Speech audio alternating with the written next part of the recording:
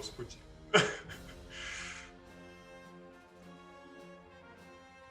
Hi, my micro.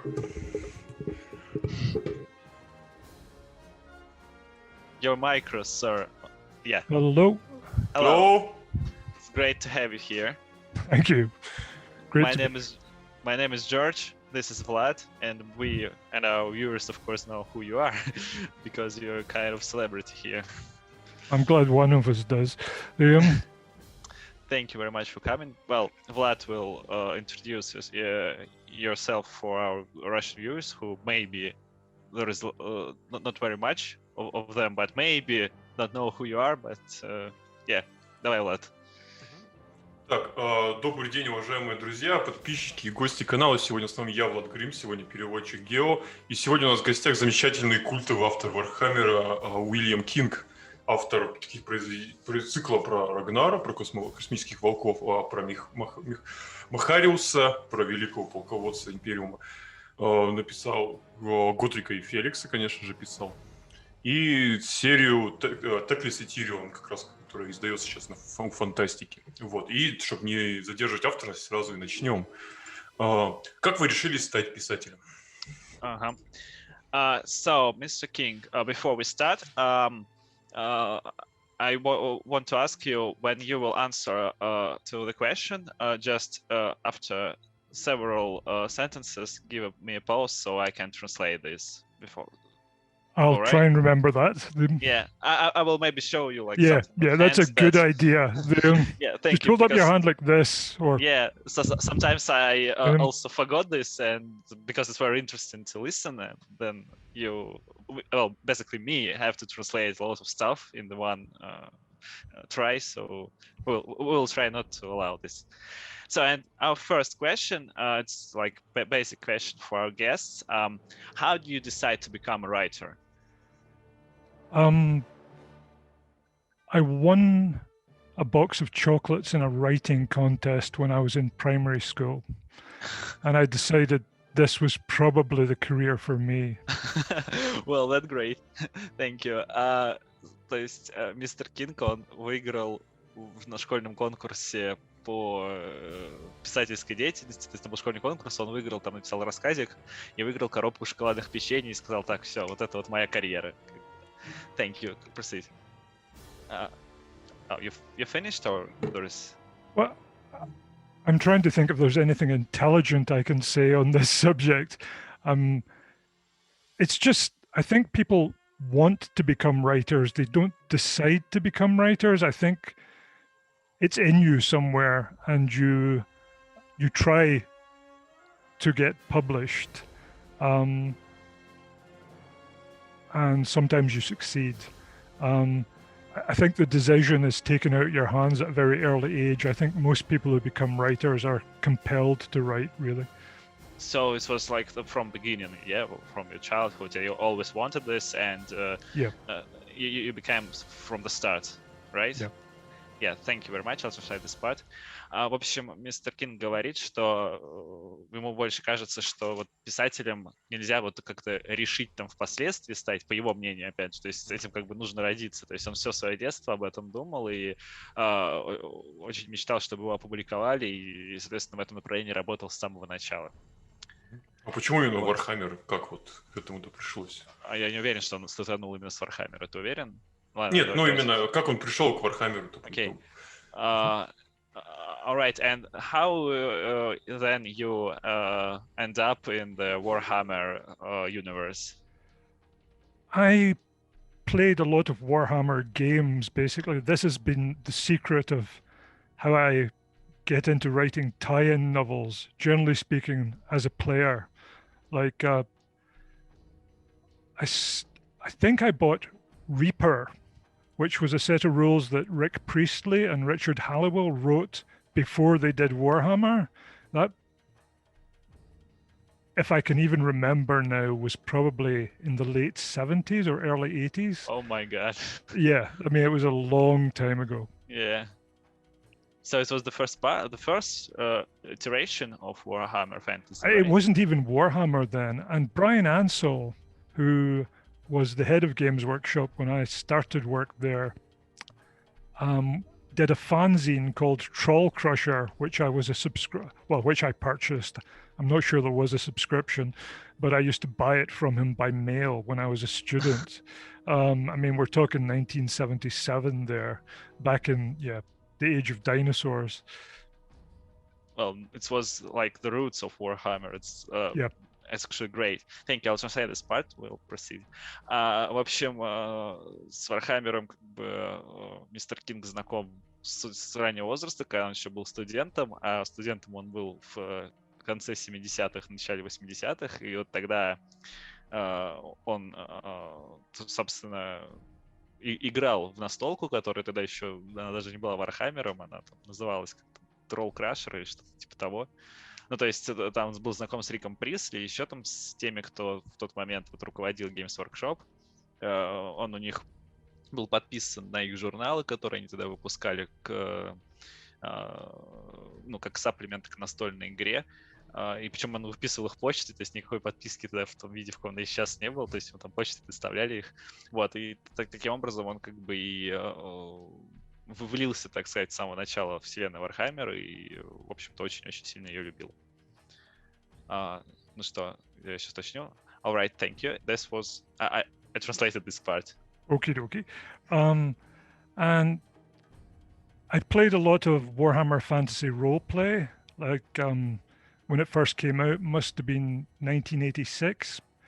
And I started selling short stories in the UK to a magazine called Interzone.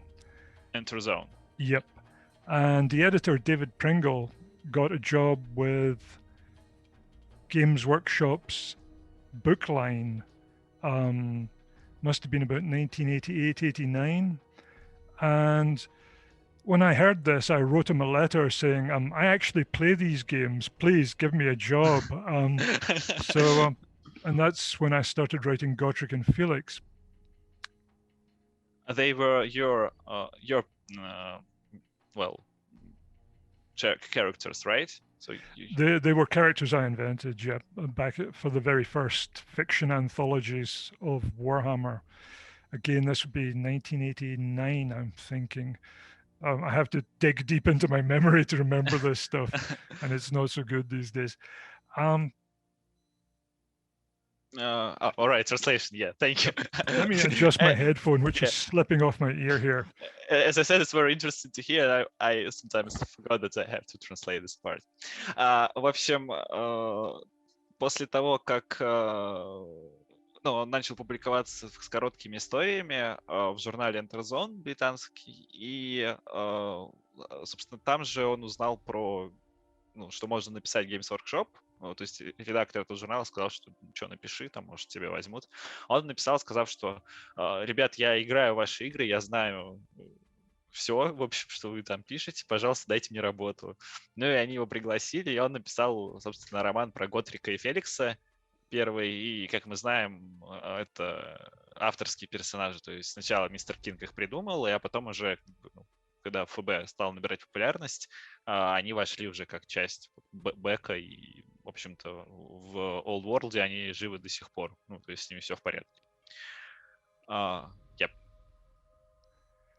And then, by a strange coincidence, I had a short story coming out in an anthology of British science fiction called Zenith, which was being launched at a convention in Nottingham, which is where Games Workshop are based. And as fate would have it, I recognized Brian Ansell in the dealer's room of the convention. He was buying books. So I walked up to him and said, "You're Brian Ansell, aren't you?" And he said, yes, somewhat suspiciously, as you would if a large Scotsman suddenly approached you at a convention.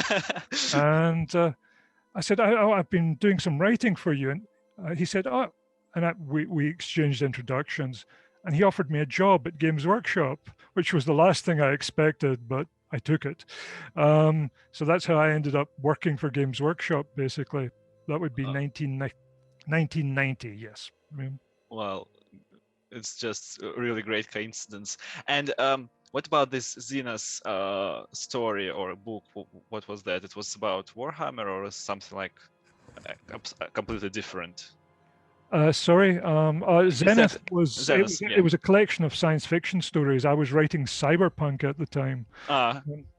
Well, like cyberpunk, like genre, or like cyberpunk for the game? No. It was. I was writing science fiction stories for Interzone and for this anthology Zenith, and I was writing cyberpunk fiction predominantly, basically at the time, and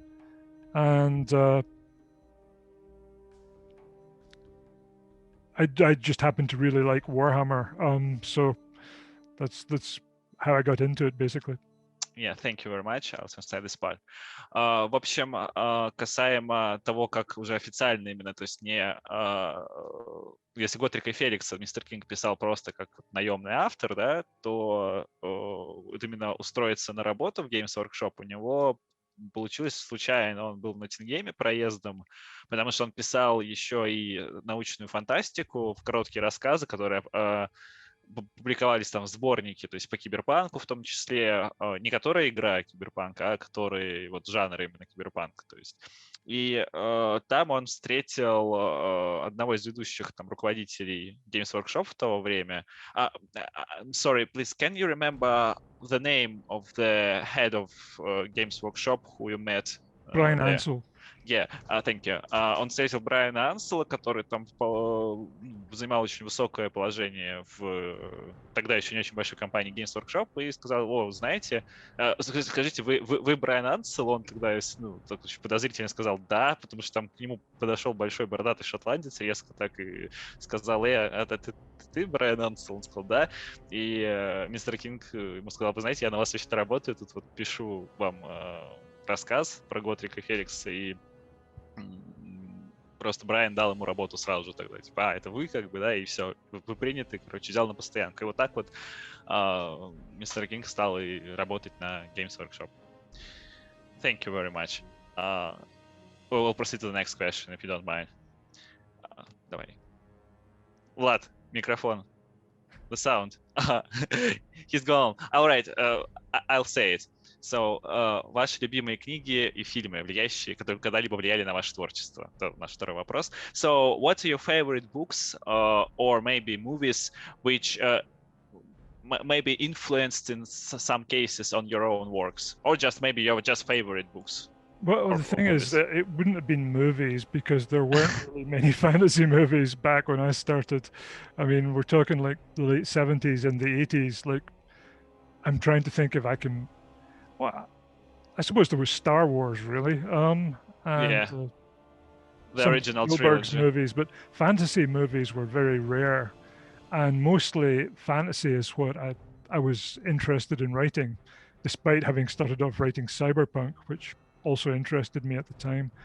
But books, it would be Tolkien, The Lord of the Rings. Yeah, another one. Yep, indeed.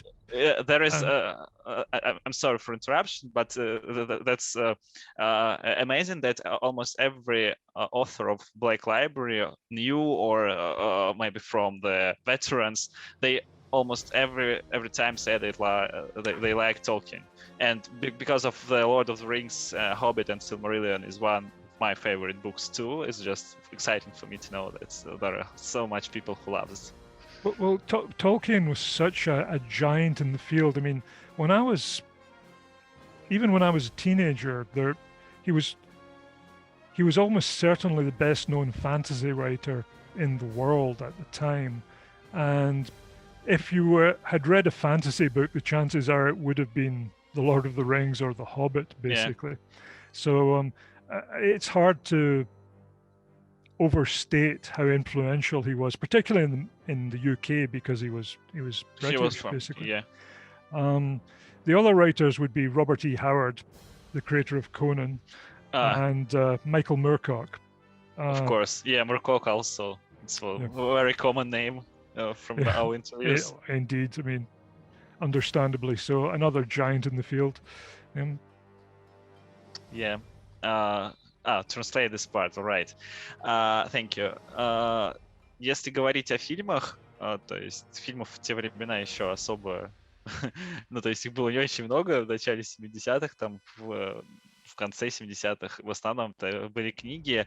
Ну и как бы тут все понятно, что опять «Властелин колец» в первую очередь идет. Ну, «Звездные войны» еще упомянулись, то есть как оригинальная трилогия же вышла, как раз тогда, Влад, тебя не слышно совсем, так что сделай что-нибудь с этим, у тебя звука нет. «Звездные войны», получается, из фильмов, как оригинальная трилогия, которая туда вышла. Это «Властелин колец», само собой. Это «Конан Варвар», серия романов о Конане, то есть как фэнтези. Это книги Муркока. Ну, то есть достаточно стандартный набор. То есть классика, в общем. Да, вот теперь тебя слышно. All right, thank you. We can proceed. Something else, maybe? Those were the big three, really. I mean, big three. In terms of influences, I mean, they're the ones I can really spot when I read my own stuff, basically. Particularly Moorcock and Robert E. Howard, I can see, oh yeah, I was aiming for this effect here, the same as either of those would, basically. Yeah, but this is about all about Warhammer Fantasy. Да, тебя слышно, успокойся. It's all about Warhammer Fantasy, right? But you also then end up in Warhammer 40k, and this was just... I'm running just a bit off our questions, but is there any books maybe that was like maybe Dune from something like that?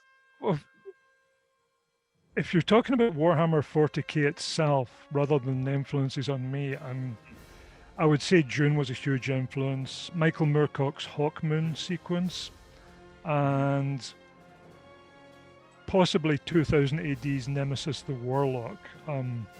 Those I would say were big influences. It's hard for me to say because I know a lot less about Warhammer 40,000 than I do about Warhammer Fantasy. That was really my thing, basically. But certainly Frank Herbert's Dune, I would say, was a huge influence. And you can see the Emperor in his throne is a combination of what happens to Paul Atreides eventually and Leto. It happens to Leto rather than Paul Atreides when Leto becomes a sandworm. And also King Emperor Huon from Hawkmoon, basically, who exists in a throne globe that gives him immortality, but also is his prison. I think those were very strong influences. I also think perhaps, and again, this is a guess on my part rather than certain knowledge, the Beast Orders of Grand Britain in Hawkmoon possibly influenced the Space Marine chapters. And that's a guess. But it was an influence for the universe, not just for you, because you are not particularly don't participate in writing Warhammer 40k. Not talking about Ragnar and that stuff. Thank you. I'll translate this part. Значит, что касается, то есть вот все его вдохновляющие произведения, они все касаются фэнтези по большей части, потому что мистер Кинг предпочитал именно Warhammer Fantasy описывать больше, нежели чем 40к, хотя к нему мы еще потом тоже вернемся. Вот, то есть я там уточнил у него по поводу, например, там Дюны, он сказал, что да, она повлияла именно на вселенную в целом, как и еще ряд произведений, но это не касается именно его, то есть его творчества. То есть его творчество этим не затрагивается, потому что, опять же, он писал больше по фэнтези, нежели чем по 40к. Я полагаю, что с Рагнаром там был эксперимент в некотором роде, но до него мы, естественно, еще дойдем. Там фракция идеально подходит, как раз совмещение такое. В смысле? Волки, космоволки такое, совмещение фэнтези и фантастики. Да, что-то такое есть. Но это когда уже будем волков рассматривать отдельно, то есть тогда и перейдем. Давай следующий тогда. Да. Чем вы занимаетесь сейчас? Почему стали меньше писать? So the next question is from mostly from your fans that they asked what are you doing now, and is there a reason that you write less than before today? Because is that write less for Games Workshop or write less generally?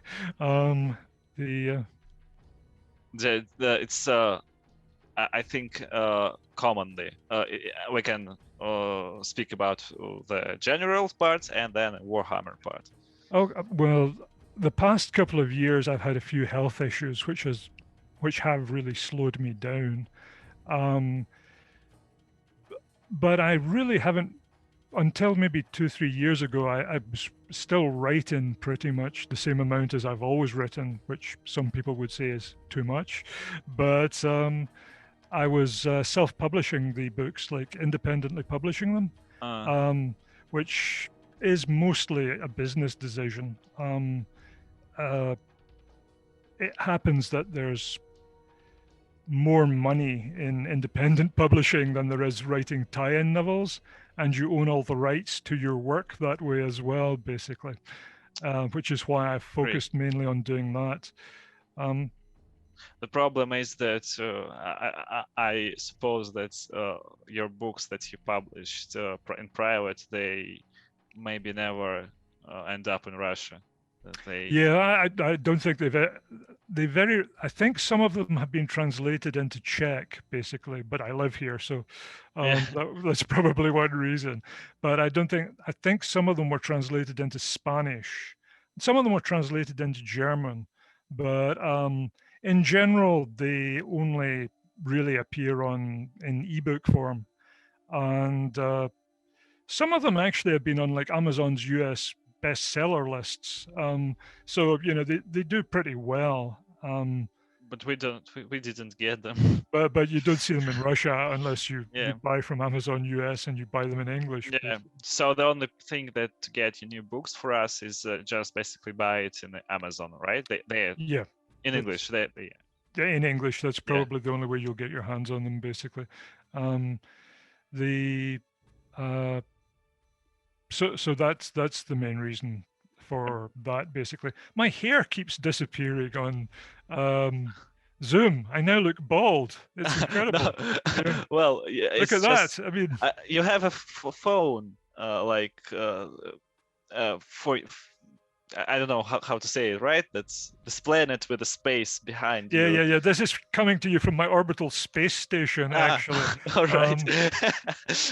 Well, it's just the program cut off what it thinks that not you. So it's basically. This is probably what I'm going to look like in a few years. Actually, I just realized that's alarming. Actually, we see that you have very large hair. Yeah, I do, but I keep thinking, where's my hair going when I'm saying it? Anyway, sorry, this is a complete change of subject brought on by my vanity. All right, let's translate the part about general, and then we speak about Warhammer books. All right, thank you. В общем, что касается издательству книг, то есть, почему меньше стал писать и чем сейчас занимается. Во-первых, были определенные проблемы со здоровьем, сейчас все хорошо, но тут занимало время. Во-вторых, на самом деле тут вопрос в том, что он на самом-то деле пишет примерно столько, сколько раньше, просто не по Warhammer. Про Warhammer мы потом позже поговорим. Сейчас вот я это переведу, и мы вернемся к теме, почему по Warhammer перестал книжки делать. Но вот что касается вот в целом издательства книг, то вообще все то же самое. Единственное, что мистер Кинг перешел к частному издательству своих книг, а не продажу прав на произведение кому-то, чтобы они издавались, потому что, как он говорит, это просто более выгоднее. И вообще в целом, у него в этом плане все хорошо. Несколько лет назад он там одна из его книг получила в США бестселлер, то есть там признание, все такое, все есть, все на месте. Но, к сожалению, в основном они все печатаются через электронный формат, то есть они не печатаются, они как электронные книги идут. И они не переводятся, соответственно, на широкую аудиторию, если не выходят на английском, они переводятся на чешский, потому что там сейчас мистер Кинг живет, он из Чехии. И, по-моему, на испанский он еще сказал, что какие-то книги были переведены, но на русский, естественно, нет. И единственный способ, наверное, для нас сейчас получить, это спиратить, но мы про это говорить не будем, и либо купить на Амазоне, то есть электронный вариант. Вот. Thank you very much for waiting. And then this was the general part. And what about Warhammer? Fantasy or 40k? In terms of why I write less for them, like I said, it was a simple business decision based on the fact that there was more Yeah, money just to a budget. economical. Yeah. Yeah, simple as that. All right. But is there any chances that you will write something else for Warhammer fans? It's certainly possible. I wrote an Age of Sigmar story, I think, the year before last. I was invited to. It was also, I think, the 20th anniversary of the release of Space Wolf, basically. So I think there was some nostalgia involved there. I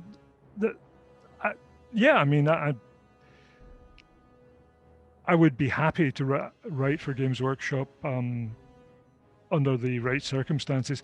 Part of the problem for me is that I am essentially a fantasy writer, and the fantasies they killed. Yeah, and the fantasy world that I loved was the old world of Warhammer Fantasy Battle, basically, and that's the one I know really well. It's what got me into Warhammer. It's what got me writing for Games Workshop. I actually wrote masses of stuff for the game as well, because I was a game developer in the studio at one stage.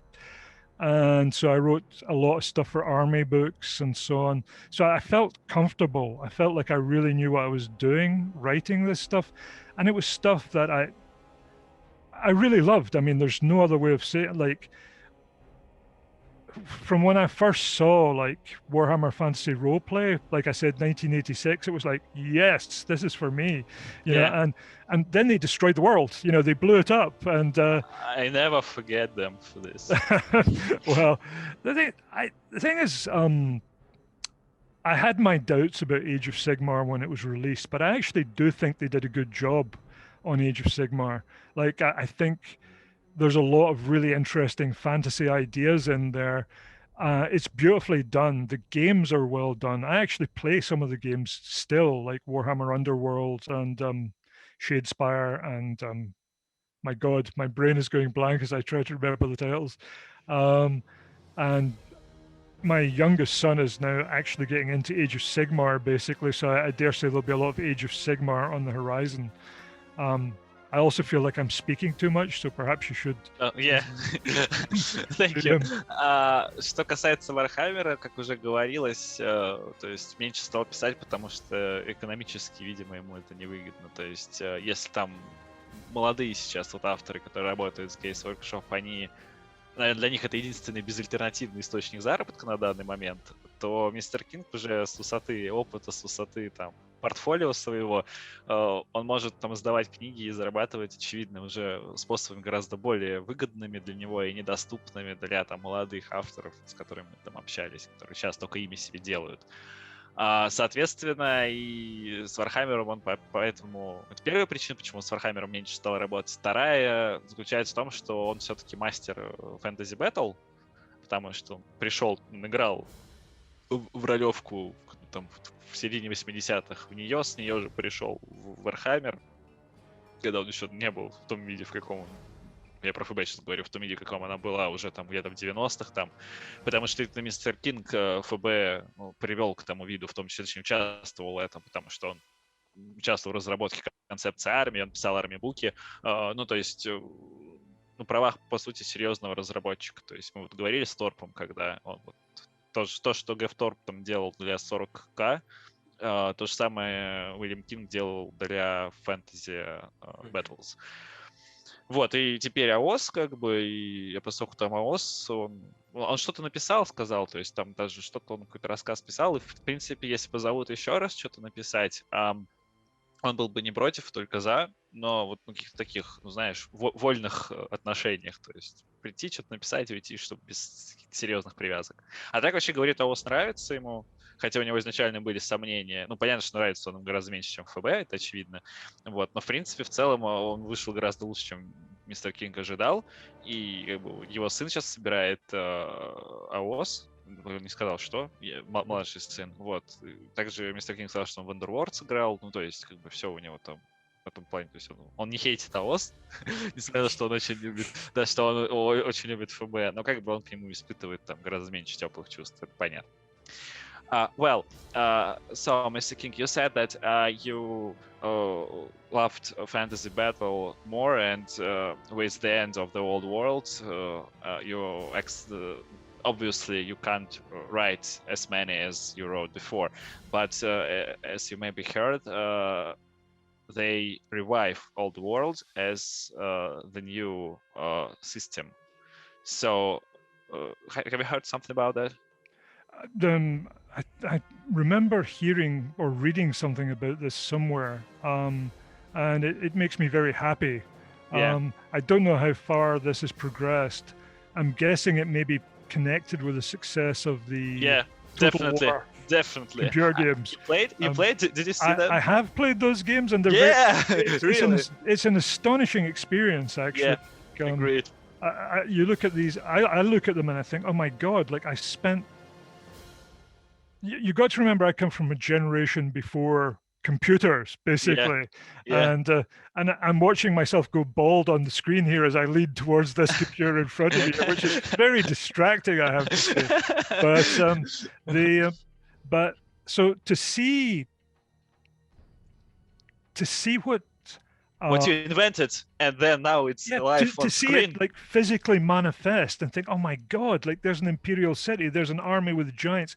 And what's truly impressive, I mean, it sounds really strange to say it, but the trailers, like the trailers they did for those games where you had like in the jungles of Lustria with I think it was the elves and the Skaven and so I looked at that and thought, oh my God, I spent weeks of my life trying to think of ways of describing this so that readers could visualize it, and there it is, like in front of people. I mean, and this, I mean, it was just incredible to see. I mean, really, I mean, it was like watching a movie of your thoughts, basically. I mean, it was it was amazing. I shall give you a chance to translate now, whilst I study my bald spot. Actually, this part I can speak very long and remember much of them because I also was fan of fantasy battles when it was like tabletop game, and I was very glad to see this as a computer game and a Total War game. Also one of my favorite series of computer games, so it was very exciting to see and play. And you know that they got Gotrek and Felix as the free DLC for those who bought the first part, and so you can play them.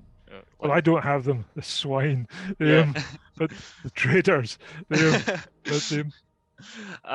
Окей, ладно, translate this. В общем, что касается, как бы, вот мы заговорили там про то, что ФБ там, возможно, и вернут, потому что, мы все знаем, что Old World, он как бы там анонсировал, говоря, что мы сделаем новую игровую систему, и мистер Кинг сказал, что да, он типа очень слышал, очень рад по этому поводу, и он, естественно, понимает, что это все связано с успехом игры от Creative Assembly, которую сделали, то есть по Вахе.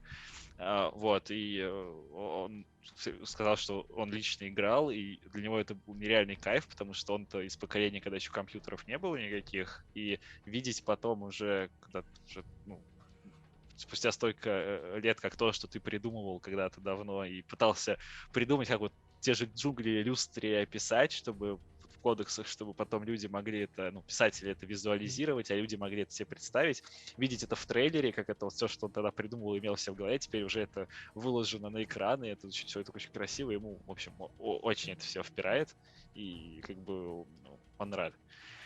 Единственное, что я вот сейчас, не знаю, мы перейдем к следующему, или мы сейчас еще поговорим про ФБ? Или да давай, там еще будет про ФБ вопрос. Хорошо, давай тогда, что там следующее? Следующее, да? Там вот, как раз ФБ. Что вам больше всего нравится в мире ФБ? Нравилось. Нравилось, да. А о чем бы вы хотели написать? Именно если вам предложили бы прям полный карт-бланш, пишите, что хотите. Да, окей. So, Mr. King, what did you like most of all in the fantasy battle world? And what else do you want to write about if there was just it was depends only on you. What you can do anything you want, and you can write about fantasy battles. What do you want? What would you write about? Well, my favorite parts can be divided in two. Mm-hmm. One thing it's hard to communicate now is how radical Warhammer was when I first encountered it in the 80s. It was a very grimy, gritty, dark, horrifying fantasy world in a time when that wasn't so very common. And it was quite historically accurate as well in a lot of ways, which had a lot to do with the fact that a lot of the people who worked on it studied history or archaeology or subjects like that. And I looked at it and I thought, wow, it really was something very different. And the way it synthesized a lot of things in British fantasy at the time, or fantasy in general, perhaps. The Moorcock influence, I think, I was a huge fan of Moorcock when I was a teenager and also all my life, actually. And the Moorcock influence was a huge thing for me. Chaos, basically. The whole idea of these chaos cults infiltrating the world, and the mutations and the chaos, was everything basically about chaos was a huge thing for me. And I'll give you a chance to translate that before I ramble on. All right. Значит, по поводу первой части, первой части нашего вопроса, его тоже мы поделим на два. То есть, что больше всего нравилось в мире ФБ. Первая часть, о чем говорит мистер Кинг, это то, что она была уникальна на тот момент. То есть, у всех было в 80-х, там в 70-х, это была эпоха классического фэнтези. То есть, всякие дарк фэнтези, которые стали потом выходить, то, что сейчас достаточно популярно. То есть, Ведьмак, там Dragon Age какой-нибудь, Игра престолов, вот Джорджа Мартина. Черный отряд. Ну, вот это вот все, это оно сейчас популярно. И стало популярно там где-то, в конце 90-х, там, в начале нулевых. И на тот момент, в 70-х, 80-х, фэнтези было именно классическим, то есть толкиновским в некотором роде, если я могу так выразиться.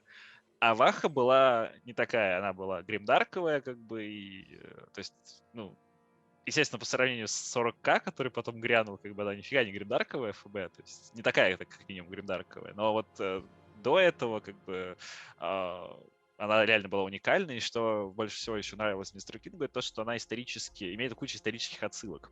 То бишь, там, люди, которые занимались Games Workshop, тогда руководили этой компанией, они, в общем-то, все были в истории подкованы и пытались впихнуть вот эти вот все исторические отсылки туда, то есть как, не знаю, империя, которая из себя представляет Священную Римскую империю, полная она вплоть до корфюрстов-выборщиков, вот эти вот вещи. Это ему, конечно, очень нравилось. Также он был большим фанатом Муркока, как он уже говорил, и в принципе вся вот эта вот хаоса-тусовка, вся эта идея с культами хаоса, которые там проникают повсюду, мутации и прочее. В принципе, вот идея варпа, которая сейчас уже в наше время по сути, основная сторона конфликта с силами порядка, вот они все тогда зарождались вот именно под влиянием творчества Муркока, поскольку мистер Кинг фанат Муркока, ему, естественно, Ваха очень нравилась поэтому. Yeah, thank you very much. Let's go on. And as to what I would like to write, the honest truth is that I've written almost everything I ever wanted to write for Warhammer in terms of of the stuff that that really obsessed me. I mean, the only thing that I probably haven't done to my satisfaction is chaos, as you would imagine from what I said. So maybe something on the chaos side, but for the life of me, I can't think of what. What else? Yeah. That would be it. Really, would be. You've already done everything. So. What I mean, I did once have this plan to blow up the old world one city at a time, but they spotted it and then stopped me from doing it, and then they blew it up themselves. So that's going out the window. So that's about it, really, in terms of my Warhammer writing. I did a lot of writing for army books, like in the early 90s. Like I worked on almost all the original fantasy army books. I think I'm correct in saying. Vampire Counts of the 6th and 7th redactions, it was your job, right? I'm pretty sure I did some fiction for the Vampire Counts. I may not have done background, and I didn't do background for Skaven because I'm pretty sure Andy Chambers did that. But Yeah. I did a lot of writing for other things. I did fiction for almost all of them inside those books, and I actually wrote enormous chunks of the High Elf book, which, given Yeah. the fact that I was best known for writing dwarfs, seems like an act of treachery on my part. But there you go. So I'll let you translate that now. Yeah, but one moment about elves. So the whole lore of High Elves, it was made before you go to Games Workshop or when you already worked It was basically Jez Goodwin did most of the work. Basically, most of it came from his sketchbooks and his ideas. He had these astonishing collections of drawings, and he's a very thoughtful guy, and he clearly put a lot of thought into fitting all together, like the imagery, the solar imagery, the lunar imagery, the references to sort of traditional fairy tales and things like that. And basically, I used to have these long conversations with him and then go and sort of try and manifest them in writing, basically. So I did most of if memory serves me correctly, I did most of the writing down of the High Elf book, basically, like the histories, the fiction that went with it, Tyrion and Teclis's stuff. Yeah, your book. And I remember. Basically, I can't claim any of the credit for the ideas. The writing was, I take the blame for the writing, basically. I'm sorry, I'm really hypnotized by the way this huge bald patch keeps Don't worry about it. We Yeah. see that you are not bald. So Definitely. I'm thinking, is my hair falling out? Is it the stress of this interview? It's like real. But All right, I'll just say this part, and we'll continue with this question. Значит, по поводу того, что бы он еще хотел написать, мистер Кинг говорит, что, наверное, ничего, потому что все, что можно было, он уже написал, уже не осталось ничего, чего бы он не писал. И единственное, что там хаос он не трогал, ну, потому что он, как фанат Муркока, да, ему нравится старая концепция хаоса, он считает, что она так прекрасно, но вот если там карт-бланш выдают полный и может сделать что угодно, возможно, что-то по хаосу бы написал. В общем, еще я у него уточнил момент про высших эльфов, потому что вообще сошел разговор про то, что, опять же, что арми-буки почти все были написаны с его участием. И я там спросил, мой любимый арми-бук это был «Графство вампиров», я спросил, писал ли он, но, к сожалению, как раз не писал Кинг именно «Графство вампиров», но он писал лорную часть, то есть в книгах именно, то есть какие-то книжные вещи про вампиров он писал, но не писал именно арми-бук. И сказал, что в основном он там концентрировался на гномах, высших эльфах.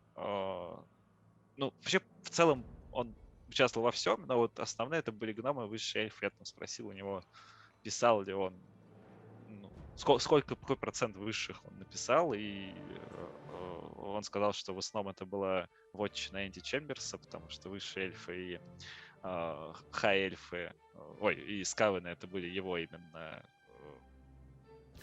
сигнатурными фракциями, но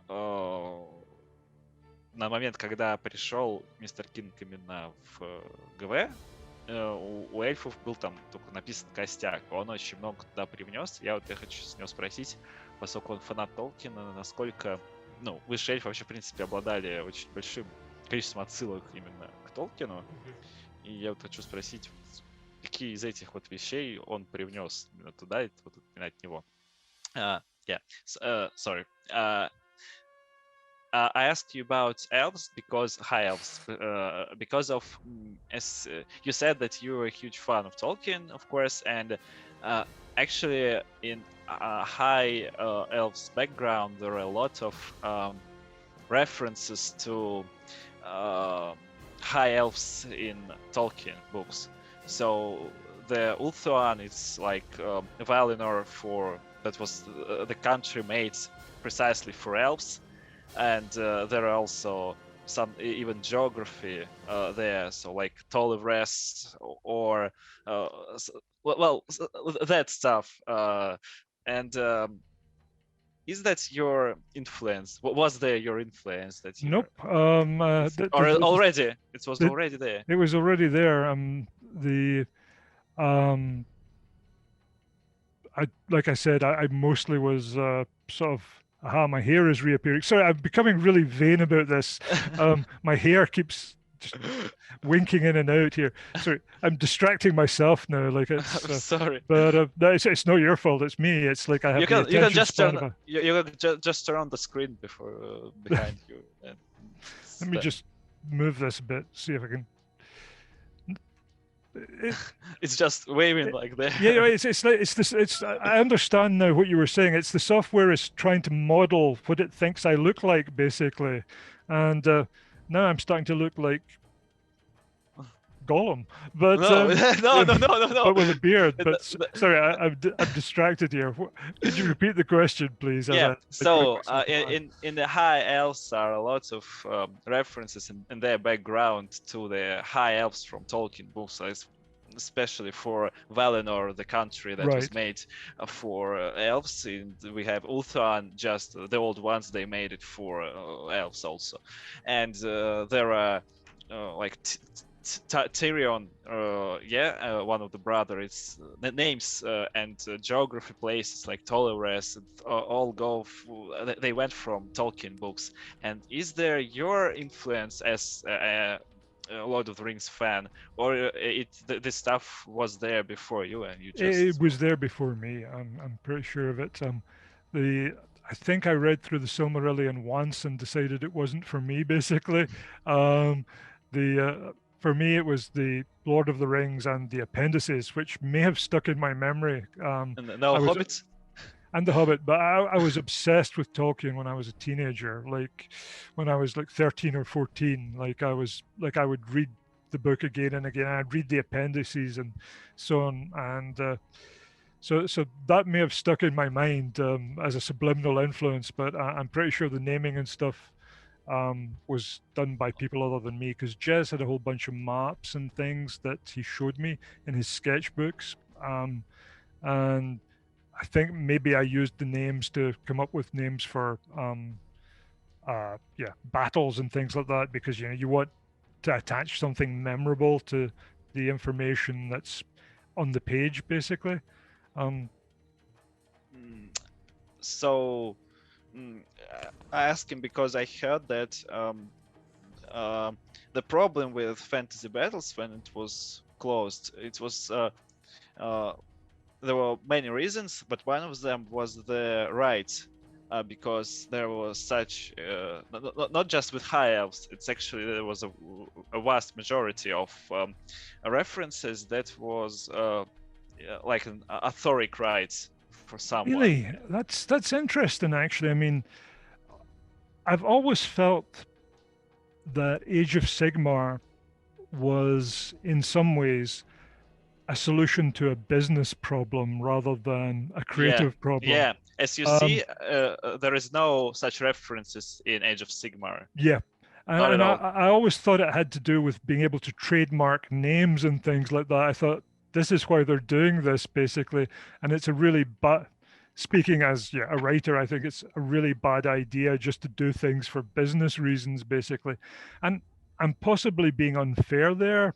It may No. have been that these were things that they were planning on doing anyway, and they just decided to solve their trademark issues at the same time. Because I do think Age of Sigmar is a very nicely created world with a lot of really interesting ideas in it, and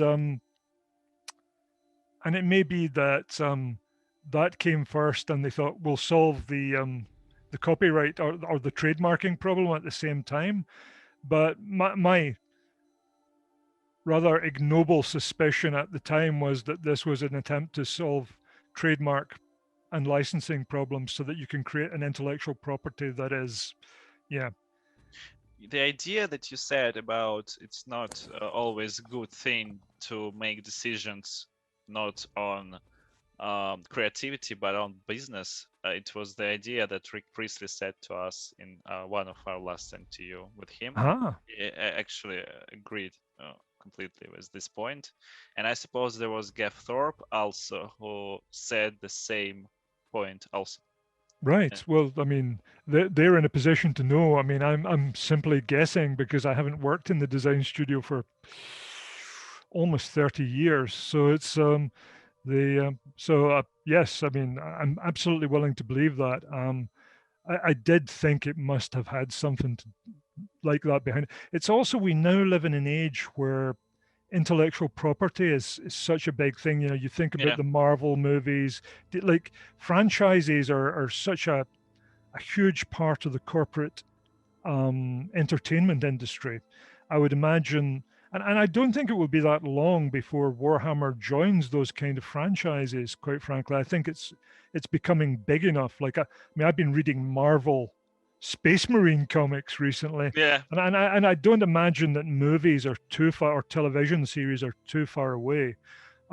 Again, I know nothing of the business side of this, so this is just, I'm just speculating here, but I can see it happening. And I would imagine that before this happens is the time to get your intellectual property stuff fixed, basically.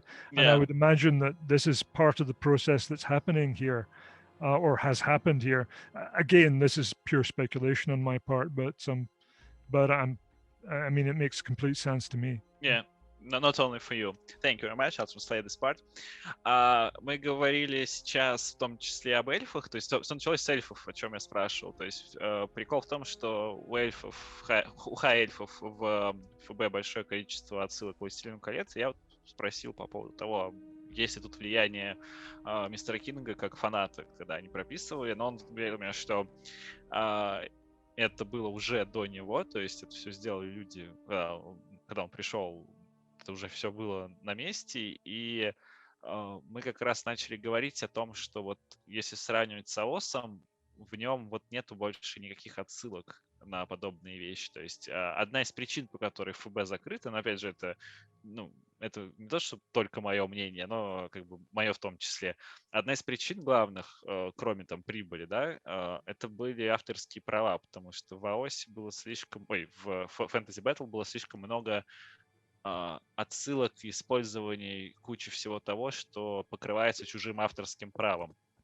И поскольку Warhammer становится гораздо более популярным, он растет, и как бы сейчас, как правильно мистер Кинг заметил, вот франшиза именно в целом как бизнес-явление является частью развлекательного бизнеса. То есть прежде чем Warhammer выйдет на вот что-то уровня вот Marvel, да, или там, я не знаю, что у нас там, Звездных войн там тех же, им нужно полностью избавиться вот от вот этих вот как засечек с другими вселенными, которые принадлежат кому-то еще. Поэтому АОС полностью это полностью детище ГВ.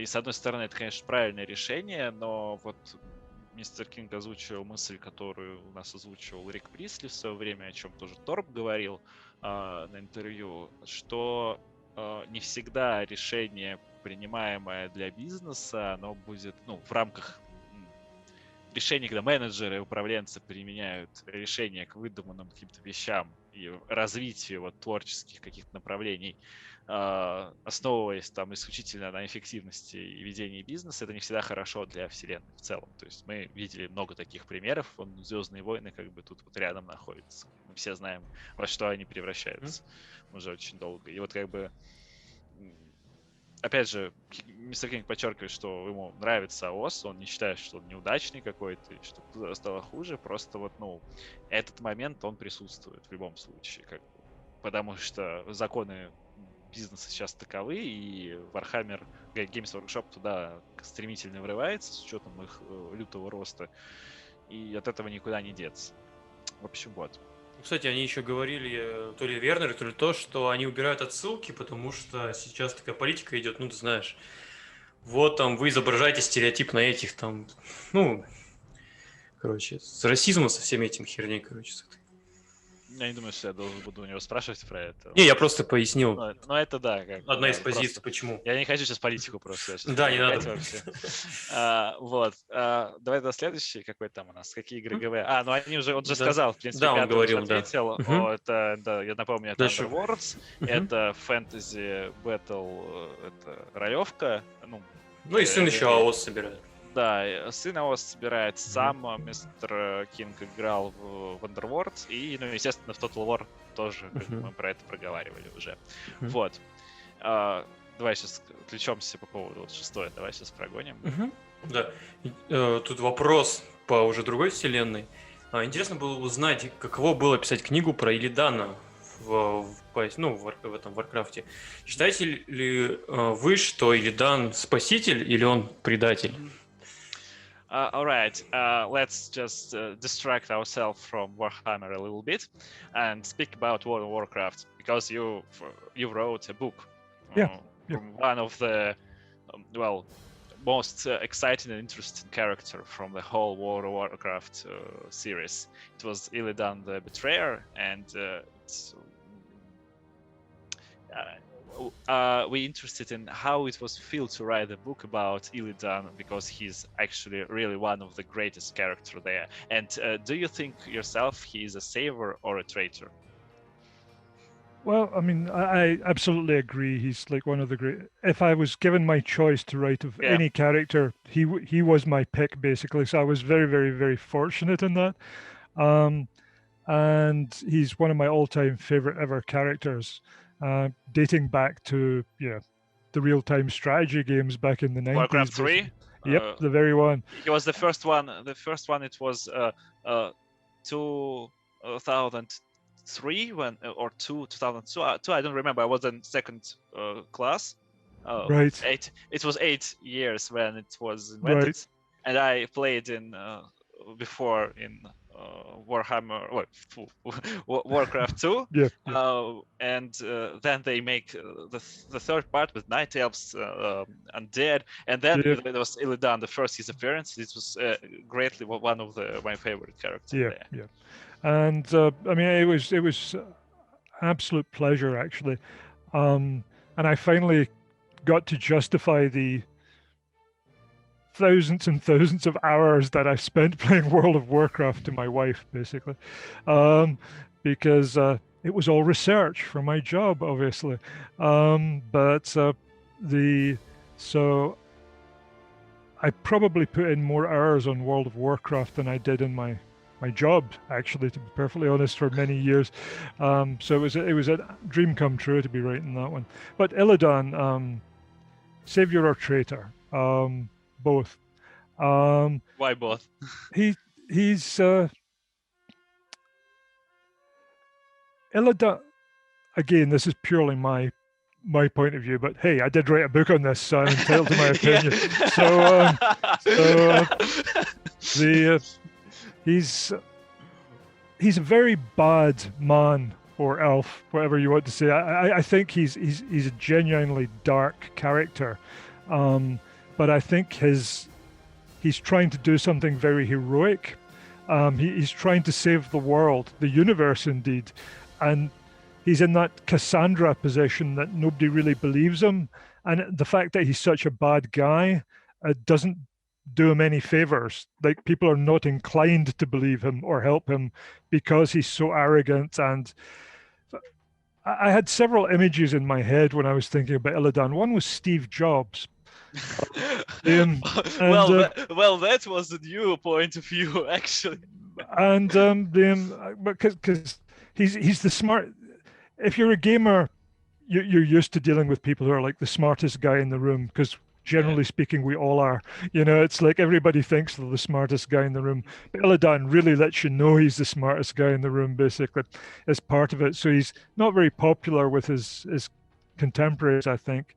And he's got like kind of a tragic backstory, and girlfriend troubles. I mean, all the stuff basically. These issues, right, with family. Also. Yep. I mean, and he does himself no favors. Like but by his own personality and behavior. But he's actually genuinely trying to save the world. Like, he really is. The fact that it's him trying to do it makes no difference. He's still trying to do the heroic thing. Okay, he's also trying to save himself at the time as well, but well, he tried to save the world, and with the world, but by saving the world, he's saving himself, because he doesn't really have much choice in the matter. But he live there. He has to live. Yeah, indeed, and I think that's why he's both. Because my personal view, and people at Blizzard may disagree with me on this, and I'm sure some of them do. Like, I I don't think Illidan is a good person. I genuinely don't. I think Illidan is in many ways a very bad person, but he has very heroic qualities. And that was one of the things I was trying to get across in that book, basically. Can you remember, please, the year when you wrote this book? I think it was 2015. It was before Legion came out. Before it was, Legion. It was intended to come out simultaneously with Legion, I think. Yeah, just to say this part, and we return to the Legion part. Значит, по поводу Иллидана, то есть, во-первых, Иллидан тоже его любимый персонаж в Warcraft, и когда ему если бы ему предложили выбирать, про кого в Warcraft писать, он выбрал Иллидана, и когда ему даже не предложили выбирать, а сказали просто, ну, ты, короче, будешь Иллидана писать, он там себя чувствовал самым счастливым человеком на Земле, и... То есть писать книжку про Иллидана ему было очень в кайф, он его любил еще со времен стратежки 3, то есть когда Warcraft 3 правление хаоса вышло, вот с того момента самого. И считает ли он его спасителем или предателем, вот мистер Кинг говорит, что это и то в нем сочетается, потому что в целом, по его мнению, но поскольку он книжку написал, с его мнением приходится считаться, по его мнению, Иллидан во многих аспектах не очень хороший человек, даже, можно сказать, плохой. Он такой Реван от мира Warcraft. Не, он гораздо хуже, чем Реван. Ну, он такой больше в темном. Нет, до выхода Легиона, потому что сейчас после выхода Легиона мы сейчас поговорим об этом. Его там редконули, это хорошо. И как бы он действительно хотел спасти мир, это правда, но пытаясь спасти мир, он в том числе хотел спасти себя. У Иллидана, в оправдании Иллидана можно сказать, что у него очень большой багаж за спиной, психологические там проблемы с семьей, проблемы с девушкой, как мы знаем, да, проблемы и с семьей, и с девушкой одновременно, как бы, проблемы на работе с сценарием, и вот это вот все. Плюс завышенные ожидания, которые, ну, его народ в него взвалил. И Иллидан действительно никогда там не делал себе уступок, он всегда полностью там отдавался делу, это правда его плюс, поэтому вот именно он такой интересный, что он противоречивый персонаж. Один из самых интересных вообще в истории компьютерных игр, наверное, персонаж. Ну, да, я, наверное, да, соглашусь. Я бы не сказал бы, что он там топ-10, но топ-20 точно он там есть.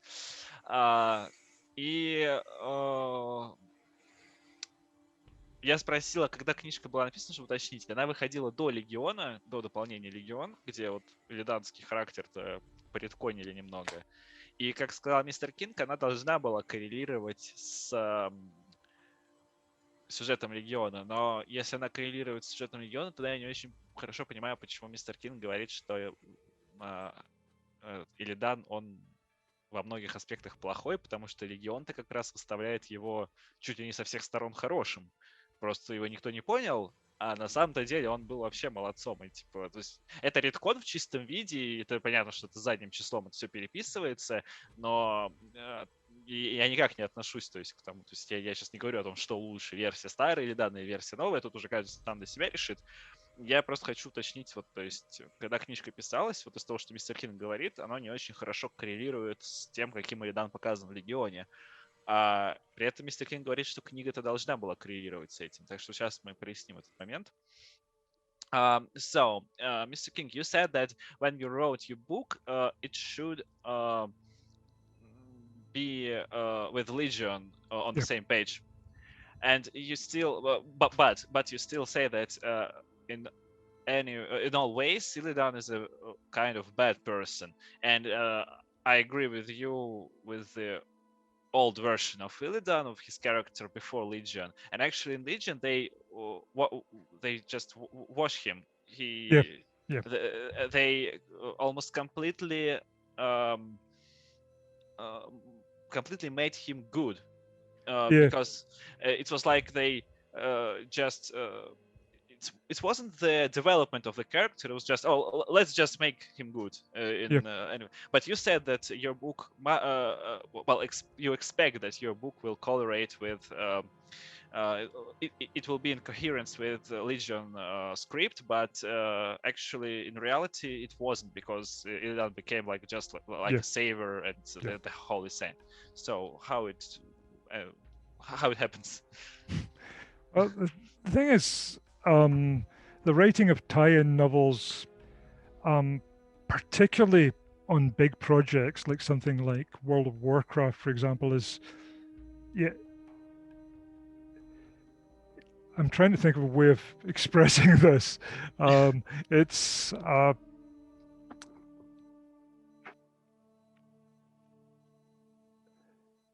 and I can't really. Let me try and think through what I want to say No, here not a problem. before I put my foot in it. The mistakes happen, miscommunications happen, people's ideas change. Yet, particularly with design studios, I think often with games in particular, things happen on the fly because they're evolving projects. So at some point, a book gets locked in because creating a book is, I think, in some ways different from a software project, because from my dealings with software companies, they have different ideas concerning deadlines than publishing companies tend to have. Often games, again, like this is purely what I've picked up in passing, like things are constantly being developed and you can always go back and redo things or patch things. You can't do that with a book. At some point, things get locked, basically. And that's what happened with Illidan. Basically, a version of what was going on got locked because, the book's got to be edited, it's got to be printed, it's got to be in the stores, at the same time as, the things. And that there's quite a long lead time there, basically. And so I think, things start to diverge sometimes because of various factors. Also, I get the impression that inside game companies often there may be competing visions, one of which eventually wins out, but that's never clear until it happens. I can't speak to the internal politics of Blizzard at the time, no problems at all. So, but it's obvious that something like that may happen there. Yeah.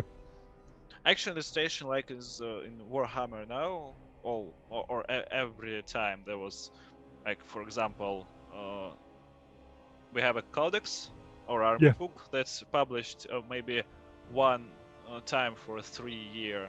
The lifespan of reduction is maybe 3 or 4 years, and then we got a lot of books that actually have some diversity with codex because they codex was published and you won't have any another one in 4 years, and then you have 3 or 4 books in these 4 years that maybe have some contradictions with codex, something like that. And here we have a book that was published, and then we got the development of the script for a game, and it was changed, and something happened, but book was already published, and nothing to do here. Alright, thank you. I'll translate this part. Что касается Illidan, то есть, да, изначально планировалось то, что, то есть, было согласовано видение персонажа с Близзардами, о том, как это должно быть. И книга написалась вот про Illidana, он там раскрывался именно как Illidan вот долегионный. И в это время, то есть, книга написалась, все, она ушла там в печать, точнее в редактуру, потом в печать, потом на полке, и за все это время разрабатывался Легион. И во время разработки игр, то есть, понятное дело, может по-разному там уже все пойти, может что-то поменяться, какая-то там внутренняя часть, возможно, там внутри самой игровой компании есть несколько видений персонажа, которые отличаются друг от друга, и со временем какая-то из них преобладает над другой. И, в общем, к тому времени, как книжка попала на прилавок, Легион уже, Illidan в Легионе уже имел другой облик, чем в книге. А на момент релиза Легиона и дальнейшее развитие сюжета, как бы, он вообще еще больше поменялся. Поэтому, несмотря на то, что как бы это все согласовывалось, Blizzard потом, сделал так, типа, Мистер Гейм никого не винит, это, типа, классика в Warhammer, вот мы там говорили, то же самое бывает, только там такая ситуация с кодексами и с книгами, то есть кодекс вышел, например, да, и вот у тебя 4 года, вот этот кодекс там 3 года, сколько там, у тебя он есть. И за это время выходит уже кучу книг, в которых есть информация, которая уже этому кодексу там противоречит, потому что кодекс обновления это получат актуальное только через 3 года, а книги там выходят регулярно. Здесь то же самое, только вместо кодекса у нас обычная книга, как раз Переридана, а вместо книг БЛ у нас тут разработка скрипта игры, которая постоянно меняется, развивается и так далее. И отсюда вырастают многие вот этих всех несоответствий каких-то. Ну, в общем, вот.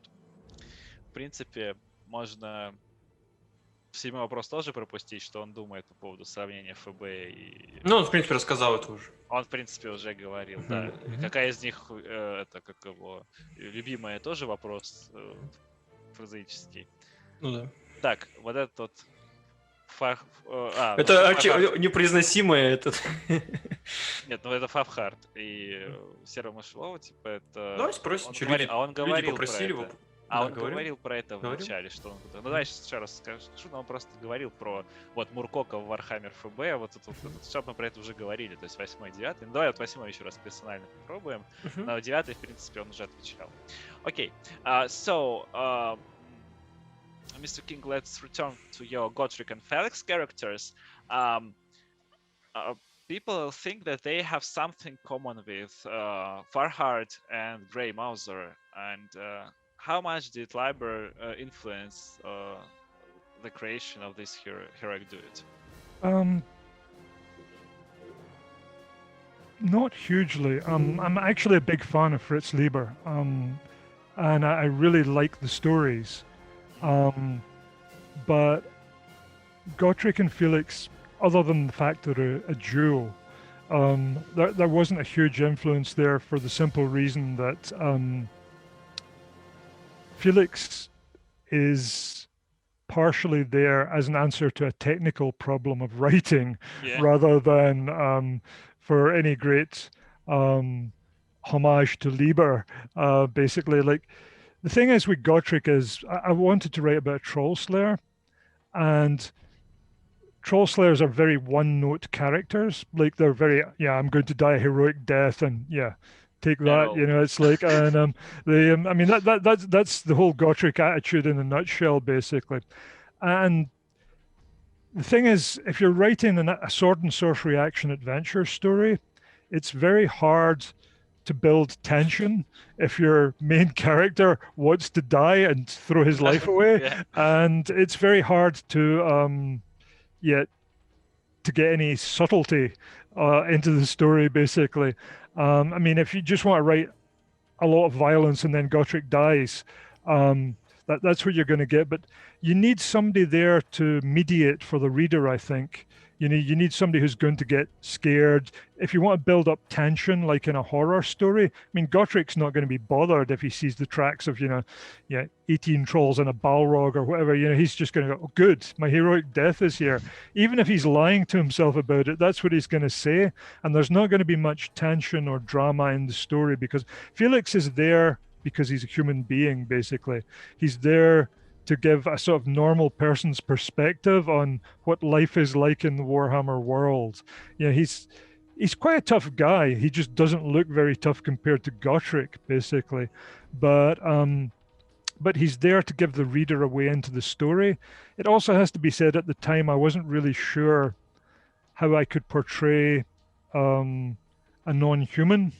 So I wanted a human point of view character, so he's there for that reason as well. That's the reason Felix is in the story, basically, because I think poor Felix. He's there to suffer, basically, because in a story somebody has to, otherwise there's not really much of a story. I mean, like I said, if you just wanted to write sort of a series of violent action scenes one after the other, you could have Gotrek as a point of view character. Again, this is my personal point of view, but I think Felix, he's a vehicle for comedy. The fact that he actually doesn't want to be there, and the fact that he's nothing at all like Gotrek, actually is funny. I mean, okay, I have a cruel sense of humor, but I find it amusing, basically. Felix's sufferings actually sometimes funny. laugh. basically. You know what I mean? Like, and it's also Gotrek makes me laugh as well because he is so in your face. But again, he is, for me, again, I can only speak to the way I portrayed him. Basically, for me, he was he has Muscles. he has a few dominant traits, and he does have a sense of humor, and he's somewhat more nuanced than he appears to be. You know, like, it's not that Gotrek isn't afraid, he's just good at not looking as if he's afraid, basically. Lying to himself also, that it's actually... exactly. I mean, but if that's all the stories were about, you know, like, you could maybe get a few decent short stories, or I could have. Again, I have to speak to my limitations as a writer here. I could maybe have got a few decent short. I actually killed him in the first short story I ever wrote. Gotrek met his doom at the end of Geheimnisnacht. No, he did. He died. You can even see the spot where he dies if you look closely. It's where he goes down under the pile of bodies. In my original version of the story, Felix hacks his way free, survives, and comes back to report the day. But then I thought, what am I doing? There's a series about these characters here. You know, I could. What are you doing, really? I actually thought that. I could actually remember thinking, wait a minute, what am I doing here? Like, these are good characters. I could get a series out of this. And yes, my commercial motivation was there, basically. So that's how it started, basically. So you actually were cruel before George Martin became the portrait of cruel writer. I got it. All right. I understood.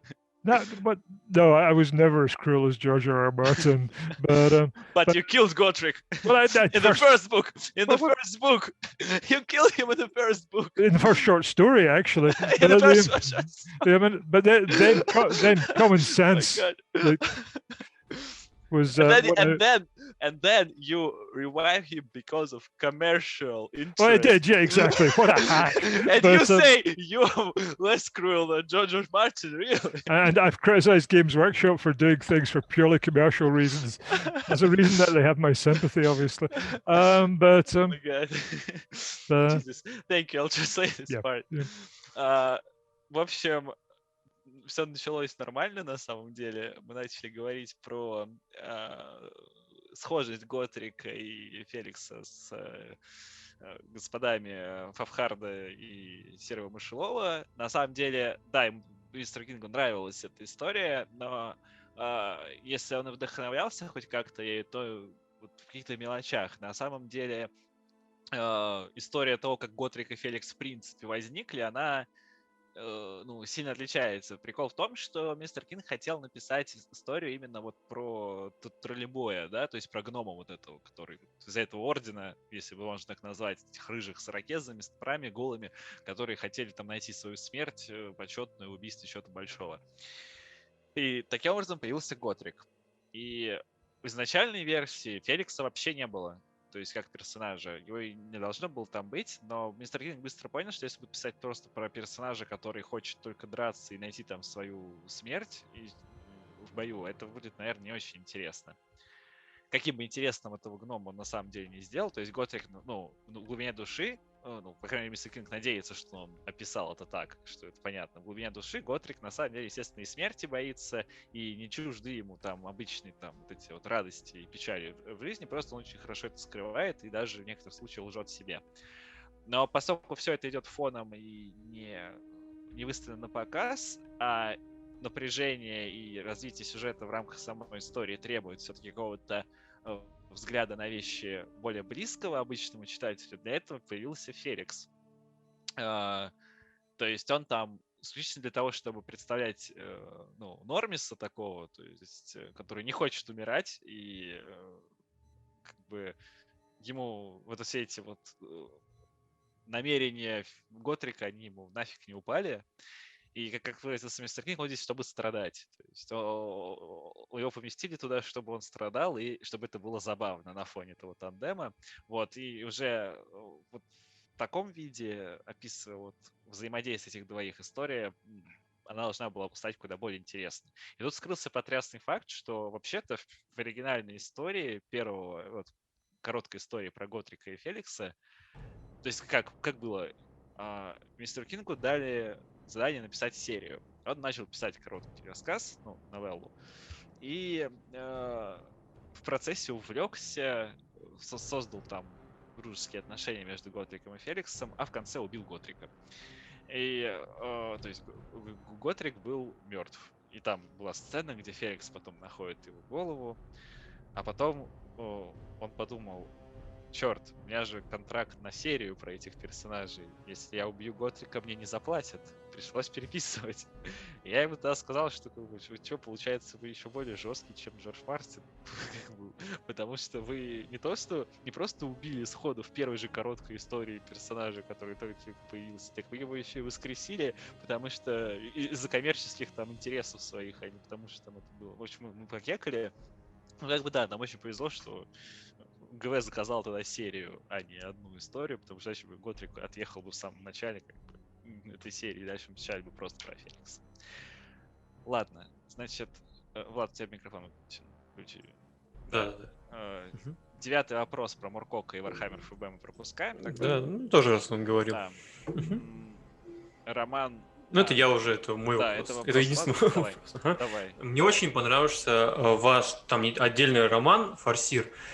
Каково было работать в такой необычной истории, потому что в рамках Вархаммера, именно того старого Вархаммера, именно вот этих первых книг, эта история была про одержимого демоном, причем демоном Сланишем навигатор, который там воевал с детьми императора, там интриги, скандал, интриги, расследования, там дальние миры показывали, вот эти окраины.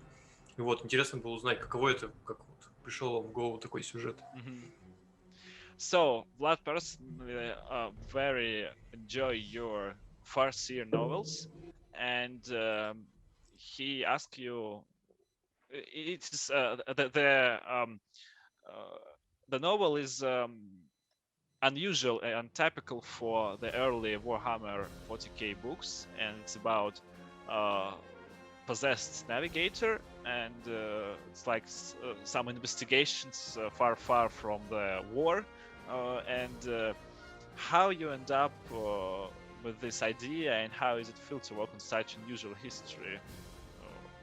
I think it stemmed from my problem with Space Marines.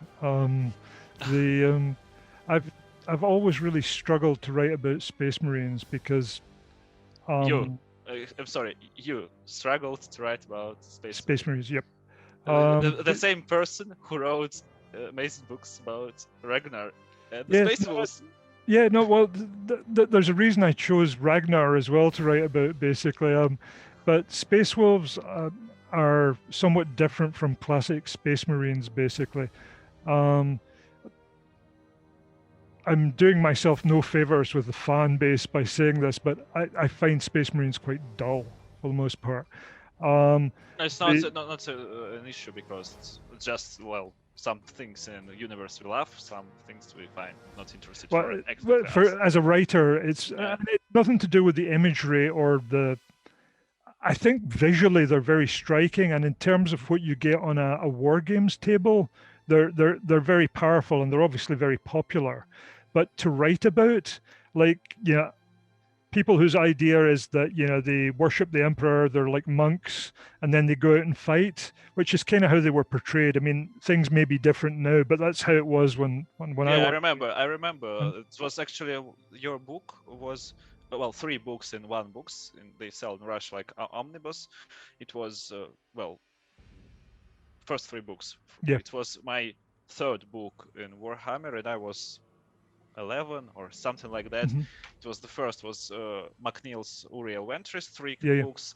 It was Abnett's Eisenhorn cycle, and it was, of course, yours Ragnar cycle. So basically 3 books, like 3 large book that my first inventation in Warhammer. And because of that, I haven't seen the Space Marine doll, because you and McNeil portrayed them not as they were portrayed in codexes of early redactions. So it became my favorite faction, but not because they're powerful, because you made them. Well, I think it's the superheroic nature tends to make them popular with gamers for obvious reasons. But to write about, what I was saying about Gotrek being one note, Space Marines are more so, as to me, for me. Like I'm not a man who could picture himself being in a monastery going, I want to die for the emperor, basically. Yeah. It just strikes me as being a fundamentally it just doesn't work in my head, basically. I much rather be like out drinking with Gotrek, basically, or whatever, you know. At least you get to drink and party at that point. But to be a space marine, I just thought, like, No that- way. I mean, the fighting, yeah, that can be exciting, but again, it's very one note. I'd much rather like write about civilization, basically. And I think that was Farseer was Games Workshop. To return to the point of the question, Farseer was Games Workshop indulging me in this, basically. Unfortunately, it didn't sell as well as the Space Marine books, which is one of the reasons it was never continued. But it was an attempt to think, okay, this is the Warhammer 40,000 universe, yet there is a sophisticated society here. Things happen in this world that aren't just Space Marines going for the Emperor and orcs going daka, daka, daka. Let's take a look at these things. And that's what I was trying to do. And the Eldar, yeah, they got the whole Slanesh thing going on in the back. Oh, they did then. This may have changed. But they had this sort of stuff going on. And it was just an effort to do something, so to write a kind of science fiction book that I wanted to write, basically. Unfortunately, it was probably not what Warhammer 40,000 readers wanted to read, but but that's the reason for it. As I said, like I struggle to write. It's one of the reasons I wanted to write Imperial Guard, for example, because at least there you're on a human scale dealing with, like if it's their spiritual duty to die for the Emperor. Speaking for myself, I find it hard to imagine an interesting sort of internal conflict there, basically. And because I am not somebody who would be a Space Marine in reality, basically. So it's hard for me to write about them. I've always preferred writing fantasy, basically, and that's why you finished your Ragnar. Well, I mean, I always. Yeah, it's also why Ragnar. Books. Yeah, it was 4 books. It's also why Ragnar went to Earth at the end. Sword or something like that. In English, I don't remember how it calls in English. Well, he was with navigators on Terra. Yeah, exactly. I wanted to drop him into again to look at a sort of policy. Yeah, politics and other stuff like, again, just my interests really. Because one of the things I believe as a writer is if you bore yourself when you're writing, you're going to bore your readers, basically. So I try to write about things that I enjoy writing about and which I feel passionate about, which is one of the reasons I loved writing about Warhammer Fantasy Battle and also loved writing about World of Warcraft. Yeah, I had a real genuine emotional investment in them. And I honestly cannot say I have a genuine emotional investment with Space Marines. But Space Wolves are closer to it's the closest I can imagine. You know, they're kind of Viking, they kind of drink, they kind of have a sense of humor, they're kind of they're a lot less straight-laced than, and again, this may have changed, I don't know. I mean, this is just how Space Marines were portrayed when I worked at Games Workshop. The old redactions of them.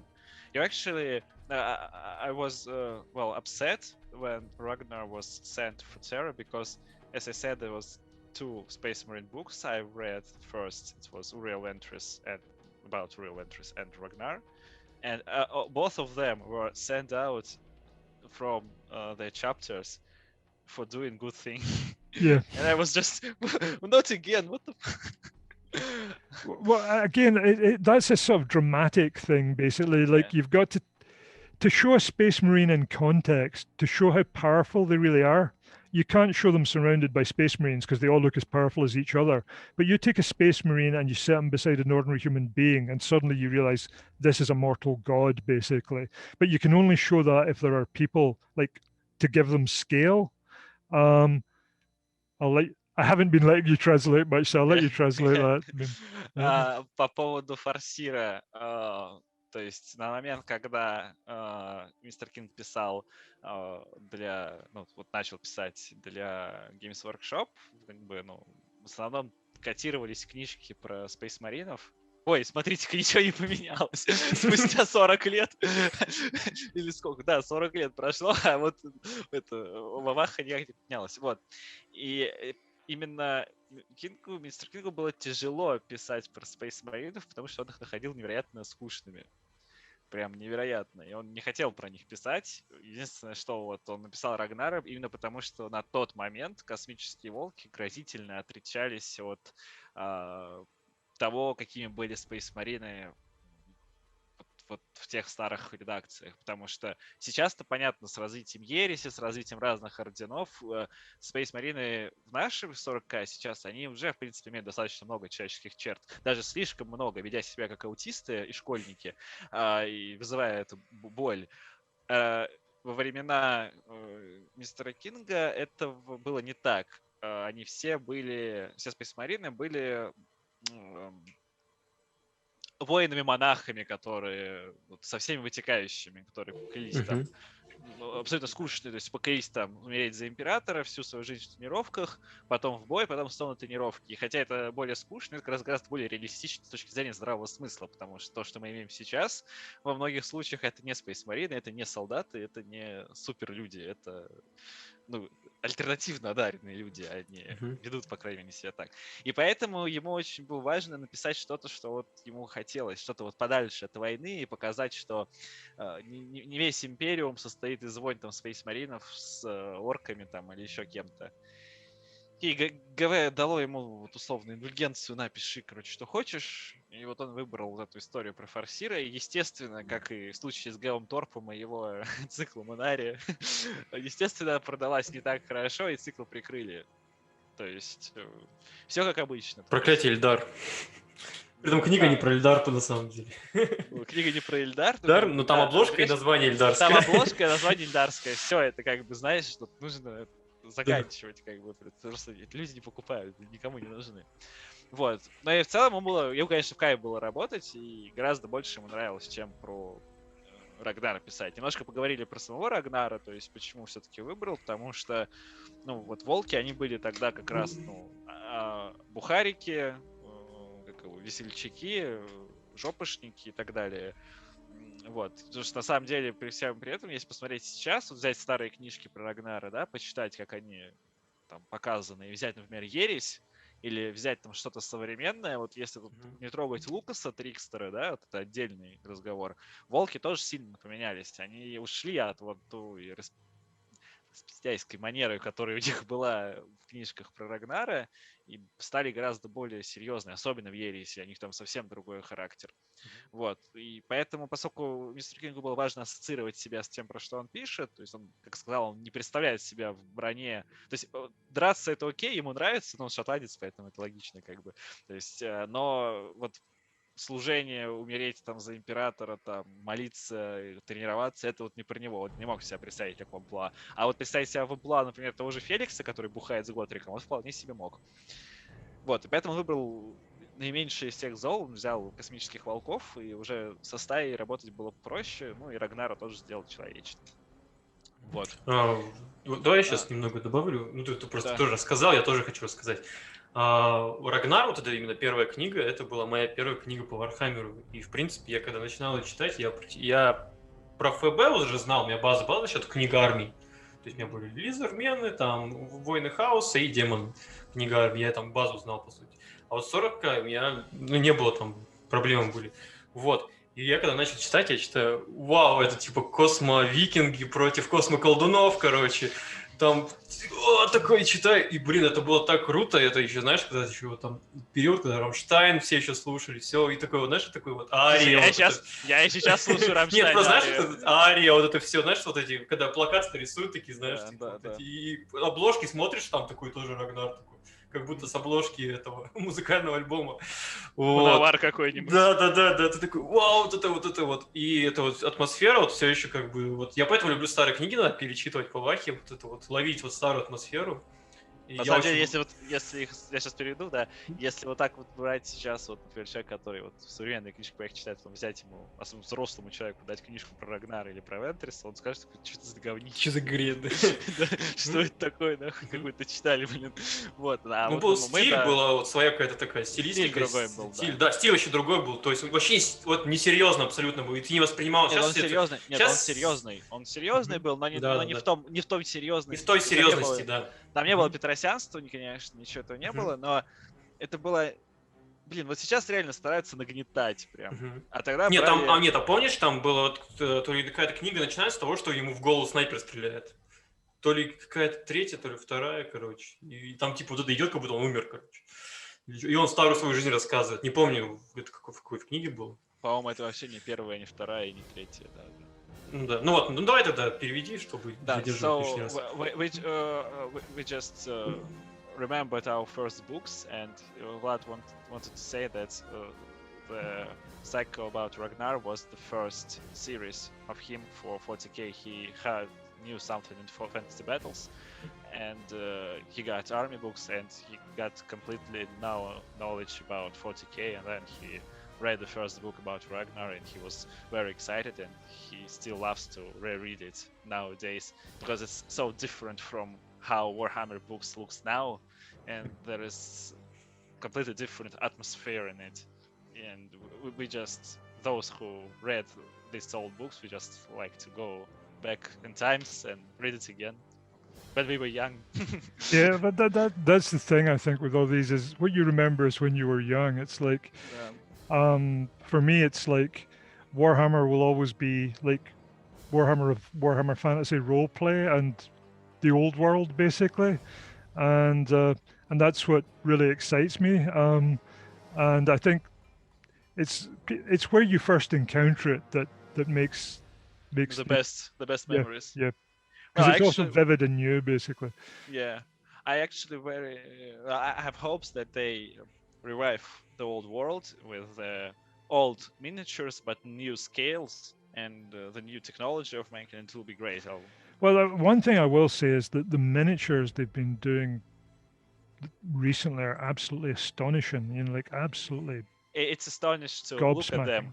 It's astonishing to look at them. But if you if you collect them and then you go somewhere to play, you will hate these miniatures because amount of times when I had to again glue parts that were break off when I transported them, and I transported them in good cases, and this was like safe, the safest place. But they are so structurally difficult that there is always be the part that will fall apart. I'm sorry for this, but and with old miniatures there was no such problems, and it's just. Yeah. And did you see the Necron Lord, for example, Necron King, Tsarek the Silent King, his miniature, or new Ctan shards, or Tyrion and Teclis new miniatures? They imagine how you transport this.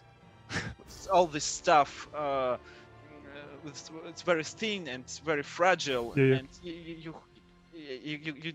don't know what to do with them, and you will break them. My experience with the modern miniatures is playing them with a 9-year-old who has no understanding of how much they actually cost, and he's really he gets very tense now because I'm going no, because he thinks they're toys, so he takes them out and like moves them around and like and I'm well, I've got back in the days when I was 15 or 14, I got an army of Ultramarines. It was the 5th edition. It was 5,000 points. It was large. Yeah. And I was on a summer trip with my class for 2 weeks.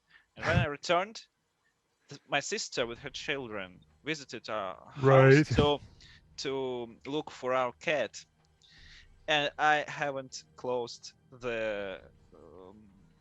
my stuff, and they played with them, and they completely destroyed my 5. I brought up with Warhammer for 5 years after that. When I was 20, I returned. The problem is, the good thing was that my mother, I was a teenager and I can't afford miniatures, and this was my mother who bought them. And she has a great conflict with my sister, but she said that, but they was just a child, it's just toys. And because my mother was one who bought me these toys, she explained her very painfully that she is not right there with her children. But it was a strike through the heart for me. Yeah, I can imagine. It's it to see somebody treat these miniatures as if they're like they're treating like they're Lego is But then Games Workshop revived my Primark and I had to be returned here again. Well, давай, что ли, Влад, последний или какой там? Вот про Рагнара как раз. Про Рагнара мы говорим. Следующее. Мы говорили про него. Так, в связи с примаризацией Рагнара и переизданием его миниатюры, нет ли желания продолжить цикл? Но он сказал, что уже нет, потому что... Ну да. Ну как он относится к примаризации тогда? All right, let's... Может, он Газгола захерачил? В ничью. Let's talk about we talked about Ragnar, so let's finish with the last question about him. As we know, Ragnar becomes a Primaries Marine. Have you heard something about primarization in 40k? No? Nope. Well, that's a lot of stuff. So basically, in new background, after the Horus Heresy, Rabut Gilliman ordered from one Archmagus to make new Space Marines, to improve the original Space Marine and make an army of new Space Marine to defeat and completely destroy the old one who go to Chaos. But as you know, then he was injured by Fulgrim and placed in stasis. And for 10,000 years, he was in status. And Games Workshop, in the end of 7th edition, they revived Rabut Gilliman, and he now leads armies of the Imperium, and with them, they made Primaries Space Marines. So in background, basically, it was the army he ordered from this Archmagus, Belisarius Cole, and they are bigger, stronger, faster, and with new armor, new weapons. Basically, they relaunch, not in terms of background, they relaunch Space Marine army, right. Making it true scale. That was a lot of wars in the internet about them, but so actually, basically, Primaries Marines are, or Primaries Marines, it's like someone calls them. How do you like? You can call them how do you like, Primaries or Primaries, and they are better, definitely better. And the old characters from all codexes, they slowly became the new Primaries Marines because they got surgeon operations and they become more and more powerful. Oh, just because all army slowly abandoned the firstborn and it becomes wholly, totally Primaries. And Ragnar was one of the characters who becomes a Primaries Marine, and he fought with Gaskul. He chopped off his head, he killed Gaskul, and was killed by Gaskul. So they killed basically themselves.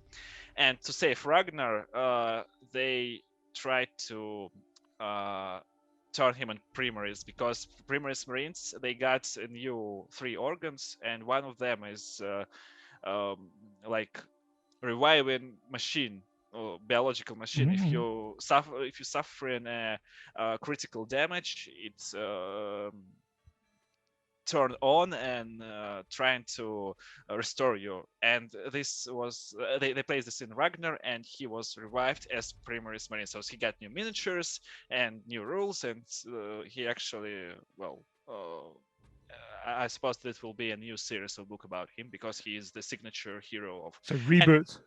Yeah, it was Marnius Calgar also. If you see, you said you read the codex. He also now a Primaries Marine, and he was in new armor there. You maybe noticed, maybe not, but almost a lot of characters of Space Marines, they become Primaries now. And as I said, Gaskell was chopped off his head by Ragnar, but orcs don't need new organs. They just take a needle and you know. Lost my head. It's not an important part. That's important. Yeah. They just they place it back and it's okay. And Gaskell also got new miniature, not Primaries miniature, but also new rules and something like that. So it was a question. Did you have any desire to continue the cycle now when Ragnar becomes Primaries? But as you know nothing about Primaries Marines, so yep, it would be tricky. Yeah, yeah, it's maybe not such difference like between Age of Sigmar or Fantasy Battles, but actually there are a lot of difference in background for these years. And we talk about this with Rick Priestley, and he said, it's not the Warhammer that I imagined when I started to do this. well, the thing is, the world moves on. Like the thing. I sometimes have discussions with like Warhammer fans here and there, and they often tell me how wrong I got things, and it's sort of one of those things where you think, no, it was right when I wrote this. It's just the background has changed since then. Sorry. They said that you wrong in your books because they read new codexes and new books and said, well, you have mistakes there. Well, yes, no. I mean, that does happen to me sometimes, and it's just ridiculous. Well, no, I mean, it's understandable when people are young and they're really enthusiastic about things, and it's also sometimes the vision that's in the books I wrote doesn't fit the modern vision of things. Like Ragnar is a good example. For example, he doesn't really fit the modern version of what a space wolf is. And I occasionally get criticized for this. And all I can say is, well, yeah, it was correct when I wrote it, mostly. And my personal favorite of these, we were discussing this sort of thing earlier, was somebody once wrote and told me that I had got Carag Dûm wrong in Demon Slayer, because it contradicted everything that was in the army book about the dwarf army book. And Carag Dûm was a city I made up in Demon Slayer. It was the only reference to Carag Dûm that there was when I wrote that book was what I wrote. And the army book may have contradicted it, but it doesn't make it problem. Doesn't mean that I was. And that, again, this was one of the things we were talking about earlier as well, is that things like Warhammer, all the intellectual properties, Marvel probably has this as well, is that Star Wars, they're huge collaborative efforts spanning decades. Mistakes and they're deadline driven. Projects have got to go out the door at certain times, and so we're talking about this in the context of World of Warcraft as well. Things have to go out at a certain time. Mistakes get in. People then justify the mistakes or don't even realize they've made a mistake, or that the continuity has glitched or whatever. And it's just inevitable that these things happen. And the thing is, I studied history, when I was as a student. That was my subject. And the thing is, in the real world, we have debates about what actually happened at events that are very well documented. It doesn't seem inconceivable to me that you can have multiple interpretations of a game reality. It's actually quite realistic, and this is how I justify all my continuity errors. So I don't think it's errors. Actually, there is a difference between errors and old and new background that contradict each other. So, for example, all right, your vision of Space Wolves wasn't ever an error, because it was like what it was there. And for example, there was a case when two new authors of Black Library in the Horus Heresy series, they wrote the same event from point of view of different Primarchs. First was Chris Wraith, if I remember correct. It was the first meeting with Alpha Legion and the First Legion. And this meeting was had an outcome.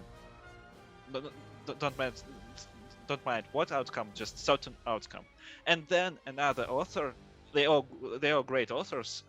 Another author, Mike Brooks, he wrote the same event, but from the perspective of Elf Legions, not the Dark Angels, with almost different outcome. And it was go to release. And then we asked him how that thing happened, because what was there? What's the intention? Is the Alpharius is lying here or something like that? And he simply answered that when I was sent all the info that I had to read before I started to write my book, there wasn't there the book of Chris Wright, and I haven't read it. And that's why I first, this was really the first time we described the first contact of Alpha and Dark Angels, and it's just there was a mistake, and it's exactly a mistake, not contradictions between old background and new background. So it's I think it's important to realize where we have mistakes and where we have just new stuff with old stuff. I actually haven't remembered that you got some mistakes in your books that contradict something. It's just it's a new stuff. It's really very commonly in Games for Black Library books today that there are a lot of mistakes. Maybe you heard that they rewrite now the Dark Imperium trilogy because Guy Haley made huge amount of mistakes in dates when he wrote this book, and now they make a second edition of book series, not the so as you can see, the stuff became very different in these days. But actually, Warhammer became larger. That's what I was going to say. I mean, when I started, like, I think Dan Abnett and I wrote the first 2 books that were released, and there was no other fiction that you had to take into account, really. Maybe some of the army books, things like that.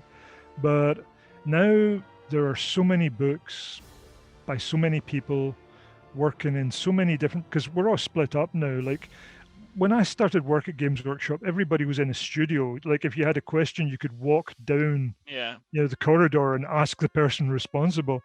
Now, everything's dispersed. History is so much bigger and so much more complicated, and there are so many more books. I mean, it's also, another problem I had working with Black Library eventually was that if I had an idea to pitch, I would pitch an idea and it'd be, somebody's already doing something like this. When I started, like, you could pitch anything, and you could actually freedom. There was a lot more freedom. It's much harder to find a place in such a detailed property now, I think. I don't envy people starting out doing it. Well, as you said, the world move on. We just try to keep up with it. Right, I'll just say this part. В общем, по поводу примаризации Рагнара и продолжения цикла, как я уже сказал, мистер Кинг вообще не знал про примарисов ничего. Так что я вкратце это на самом деле дофига долго времени заняло, но я рассказал тут базовые вещи про примарисов. То есть, что произошло, как это всему пришло, для него полная неожиданность, как бы, естественно, он продолжать ничего не будет про Рагнара писать, потому что вообще мы там заговорили о том, как раньше было ему комфортнее работать, потому что, собственно, когда они начинали только, единственные книги были написаны им и Абнетом. То есть ты мог взять любую штуку, и, кстати, я хочу писать вот про это, написать, и это почти всегда будет, ты ни с чем не будешь, никогда не ошибешься, ты ничего не будешь противоречить, потому что ничего еще нету. А сейчас, наоборот, я ему там рассказал про то, какие там трудности сейчас у УБЛ в плане того, как согласовать вот все вот эти вот штуки, не допустить ошибок, вот, и просто мистер Кинг говорит, что, правильно, их сколько там сейчас работает. Раньше, если я что-то пишу, и мне нужно было, я что-то забыл, я просто выходил в коридор, стучал там в дверь кабинета кого-то, кто за это ответственный, и говорит: слушай, ты не помнишь, что там, как оно было, чтобы я тут сейчас не нагородил чуши. Они все работали в одной студии, и как бы это было проще. А сейчас, с тем объемом, который у Games Workshop есть, и у Black Library, то есть, поддерживать там безошибочность — это нереальная история. Также он там покекал, рассказал про то, как ему иногда, ну, когда он общается там с фанатами, ему там молодые фанаты там говорят: вы знаете, вот у вас ошибка в книге, потому что вот тут вот вы написали так, а на самом-то деле вот так. И тогда Кинг ему говорит, типа: сынок, когда я это писал, вот той фигни, на которой ты ссылаешься, вообще не было. Ну, то есть, ладно, он не так говорит, он, конечно, очень он без выпендрежа, но по факту, да, то есть очень многие думают, читая, берут старые книги и говорят: так они же все ошибаются, не понимая, что на тот момент, когда эти старые книги писались, они не могли ошибаться, потому что больше ничего не было. То есть это вот то, как было тогда. То есть ему там, вот он говорил, самое забавное, ему там предъявили за какую-то гномию крепость, карак какой-то там. Я, извините, в гномах не очень разбираюсь, простите меня, пожалуйста. Вот, но смысл в том, что это была вообще первая отсылка к этому городу, и он первым ее придумал. В новом бэке это, естественно, какая-то новая крепость, которая где-то там находится, не там, где было описано. Но на тот момент это была именно первое упоминание этого города. И ему вот говорят, что типа, вы ошиблись, он вообще не город, а крепость, и вообще в другом месте находится. Типа. Вот. Ну, в общем, вот такие вот дела. Как бы с этим, наверное, все. Про Махариуса не будем спрашивать? Да, давай про Тириона и Теклиса тогда, ему все равно ПФБ все равно больше нравится. Как бы. Давай на Тирион и Теклис и закончим. Давай.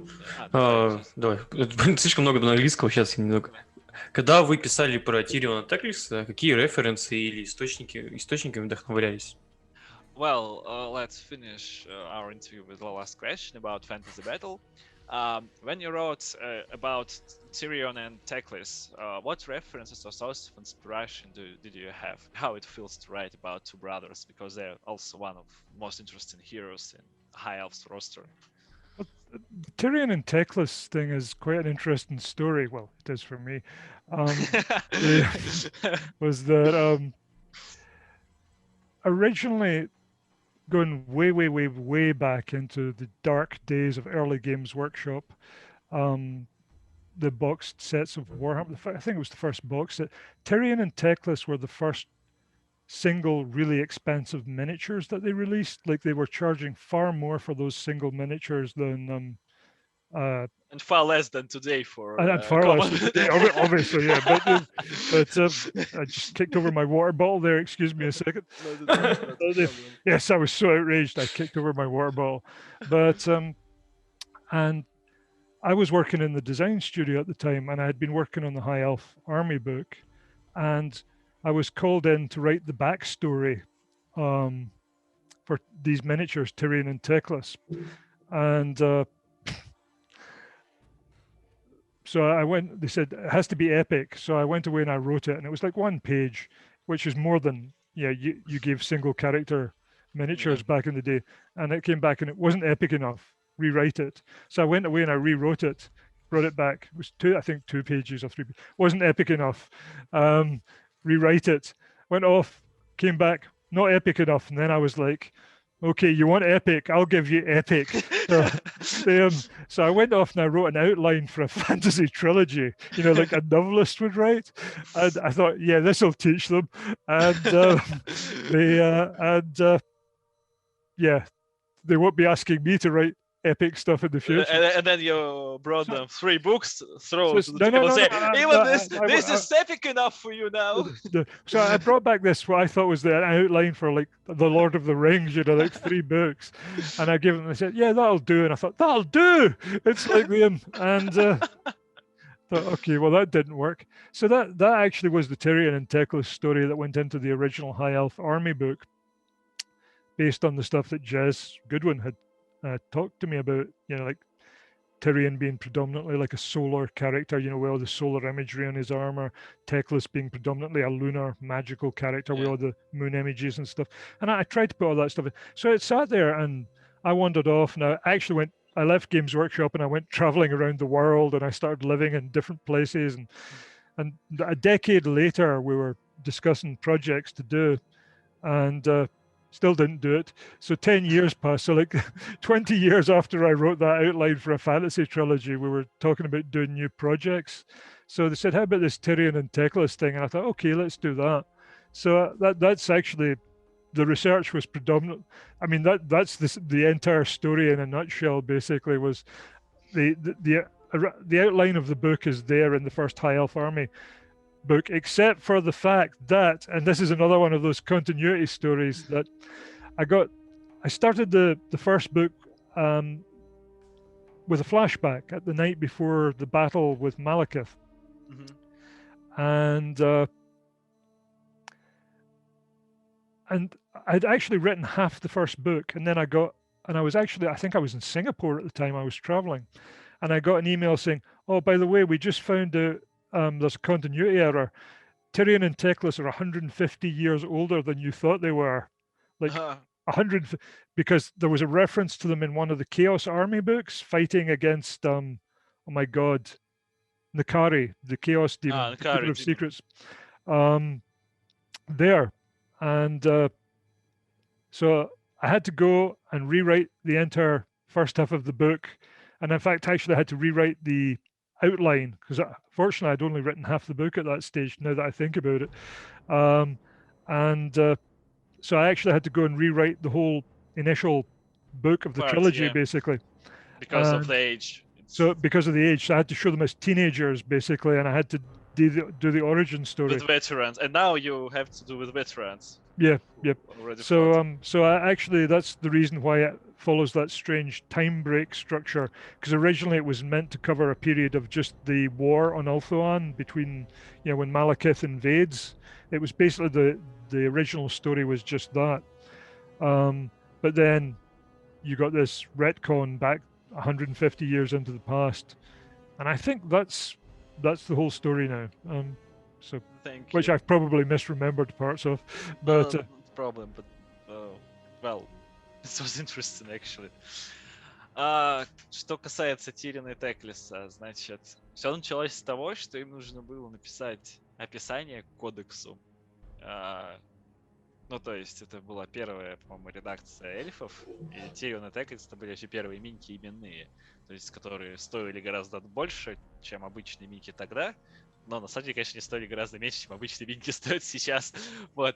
Но вообще, да, как бы, они были для своего времени очень дорогие, и им нужно было эпичное описание в кодексе. А в тех кодексах тогда это, сейчас стандарт где-то по странице, как минимум, было вот описывать персов. Ну, хотя бы, нет, в 5-й, в 4-й редакции стандарт был страницы, потом они опять уменьшили это количество. Ну, нет, сейчас девятки опять нормально стали, много написано, расписано. Вот, тогда это было где-то, полстранички или треть странички описания вот юнита. Ну и мистер Кинг написал, принес, ему говорят, недостаточно эпично, переделывай. Он такой, ну ладно, пошел, написал страницу уже где-то целую, вот, означает, недостаточно эпично, переделывай. Такой, да ёпта. Потом он пришел где-то с 2 или с 3 страницами, типа, говорят, все равно недостаточно эпично, и нам нужно это, и это мы уже не уместим в кодекс, нужно переделать. Короче, это был вызов, и они кое-как слепили там описание для Тириуса и Теклиса в кодекс. Причем это были еще тогда старые хай-эльфы, это где были эльфы солнца, эльфы луны. Вот Тирион был эльфом солнца, потому что у него там на пластине было как раз солнце. А Теклис, у него там была лунная тематика, он был эльфом луны. Но все были братьями. Ну вот, смысл в том, что вот из этого вот недостаточно эпично выросла мысль мистера Кинга, что ах так, да, ладно, я сейчас напишу, короче, тогда. Но поскольку там были дела, это как то есть кодекс в печать ушел, потом были дела всякие, потом еще что-то. Но вот потом он начал путешествовать по миру, и где-то вот лет через 10 после этой всей ситуации, даже через 10 лет после того, как он начал путешествовать, то есть через 20 лет после всей этой ситуации, он решил, что ему позвонили и сказали, ну ты где, ты там обещал нам, что будет достаточно эпично, где твои циклы книг? И он начал писать. Вот, собственно, вот вся история. Вот вдохновение было оттуда, то есть писалось с нуля. Но прикол еще был в том, что поскольку прошло много времени, к тому времени, когда начал писать изначально, история должна была начинаться с флешбэка, да, где за день до битвы с Маликитом. И Тирион и Теклис там должны были быть маленькие. Ну, то есть они еще подростки. И он написал где-то половину книги, а потом выяснилось, что за это долгое время, которое прошло, уже бэк поменялся, и вообще Тирион и Теклис за 150 лет до этого уже воевали с принцем-демоном Нкари. Это было написано в кодексе Хаоса, и они там высаживали Старый Свет и воевали с Нкари. И ему пришлось переделывать возраст, а из-за этого пришлось переделывать всю половину книги, и в итоге весь сюжет поменялся, и опять же, все вышло не так, как изначально планировалось, но вышло хорошо. Ну, в общем, вот, собственно, вся история. Вот. Я хочу еще один вопрос, к этому добавить. Давай. Меня преследует один фанат ФБ безумный. Ему очень важно, чтобы вы ответили на определенный момент в книге, почему именно так решено было сделать. Тирион Теклис? Да, а именно про страсть Тириона к кузинам и к родственникам своим, К Марате, в смысле? половым связям, да. Well, I'm sorry У for темных-то ладно, delay. как бы, а тут к светлым как бы I'm просто. sorry for delay, but there is one mad fantasy battle fan who's stalking Vlad for a lot of time, and he desperately need the answer why Tyrion has such affection in his girls who are relatives with him in the book, something like that. Like, what was the reason of this, that Tyrion got some ideas in his head? What can I say? I think there was some Melnibonéan influence there. Well, who's influence? Elric of Melniboné, Michael Moorcock. Michael Moorcock, yeah. Cousin Yep, Cimmerel. Elric. Elric. Psycho. Elric and his cousin. Yeah. God. So Elric burns Imra to the ground. It's just reference. To Yeah. That. Yeah. Like from fan of Moorcock. Thank you. Yep. I'll translate so Vlad will feel himself safe now from now on. No. Well, because this fan continue to write him, ask this question. Скажи дебилу, скажи человеку, что это просто отсылка к Муркоку, потому что это как его... Вечный воитель этот эльф, Кинг, мистер Кинг, как уже 150 раз сказал, фанат Муркока, и там был Элрик, цикл про Элрика, и его кузина, у них там были. То есть он просто внес туда вот эти вот нотки, типа вот Элрика, чтобы была отсылочка к этому, не более того. То есть все спокойно. Хорошо, кстати, ответ офигенно, на самом деле, мне нравится. Да. Вот, Да. и Всё? донатер сейчас. Это уже концовка, то есть это завершающее. В скором времени выходит первый амнимус Готрека. Анонсировали Фантастика. Неизвестно ли, будет ли вступление от автора в нем. Если нет, то можно ли, чтобы мистер Кинг сказал в интервью в качестве вступления для новых читателей? All right. So, and our last question from our donate one of who donate us. So, he asked about the new omnibus of Gotrek. It will, in Russia, it will be published in soon enough, for days maybe, and he knows that there will no. The words from author there, the first part, and if the rumor is true and there is no, maybe what words would you say for new fans of this characters? So who will firstly took this book? What would I say to you? Buy this book. Купите книгу. All right. Well, great answer. We'll send. Well, actually, I think he will enjoy this part. Так скажи, короче, купите книгу. Открываешь потом, это фантастика. От автора купите книгу. Well, thank you very much. I suppose we stop torturing you here with our endless questions. Thank you very much for coming. Thank you. It's been a pleasure. Yeah, it was definitely a pleasure.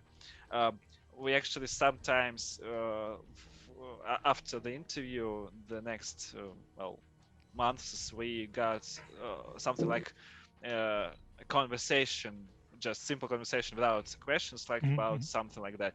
If you would interested, we will write you, and we'll enjoy have you here just for like small talking about things.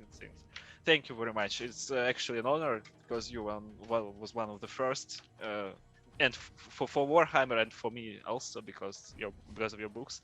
Thank you very much. It was very interesting and enlightening. Very interesting. Thank you. Thank you. And Thank you. is this where we sign off? Thank you. Yeah. And Yeah. goodbye. Goodbye. Goodbye. Goodbye. Goodbye. Hope to see Goodbye. you soon. Bye bye. Bye bye.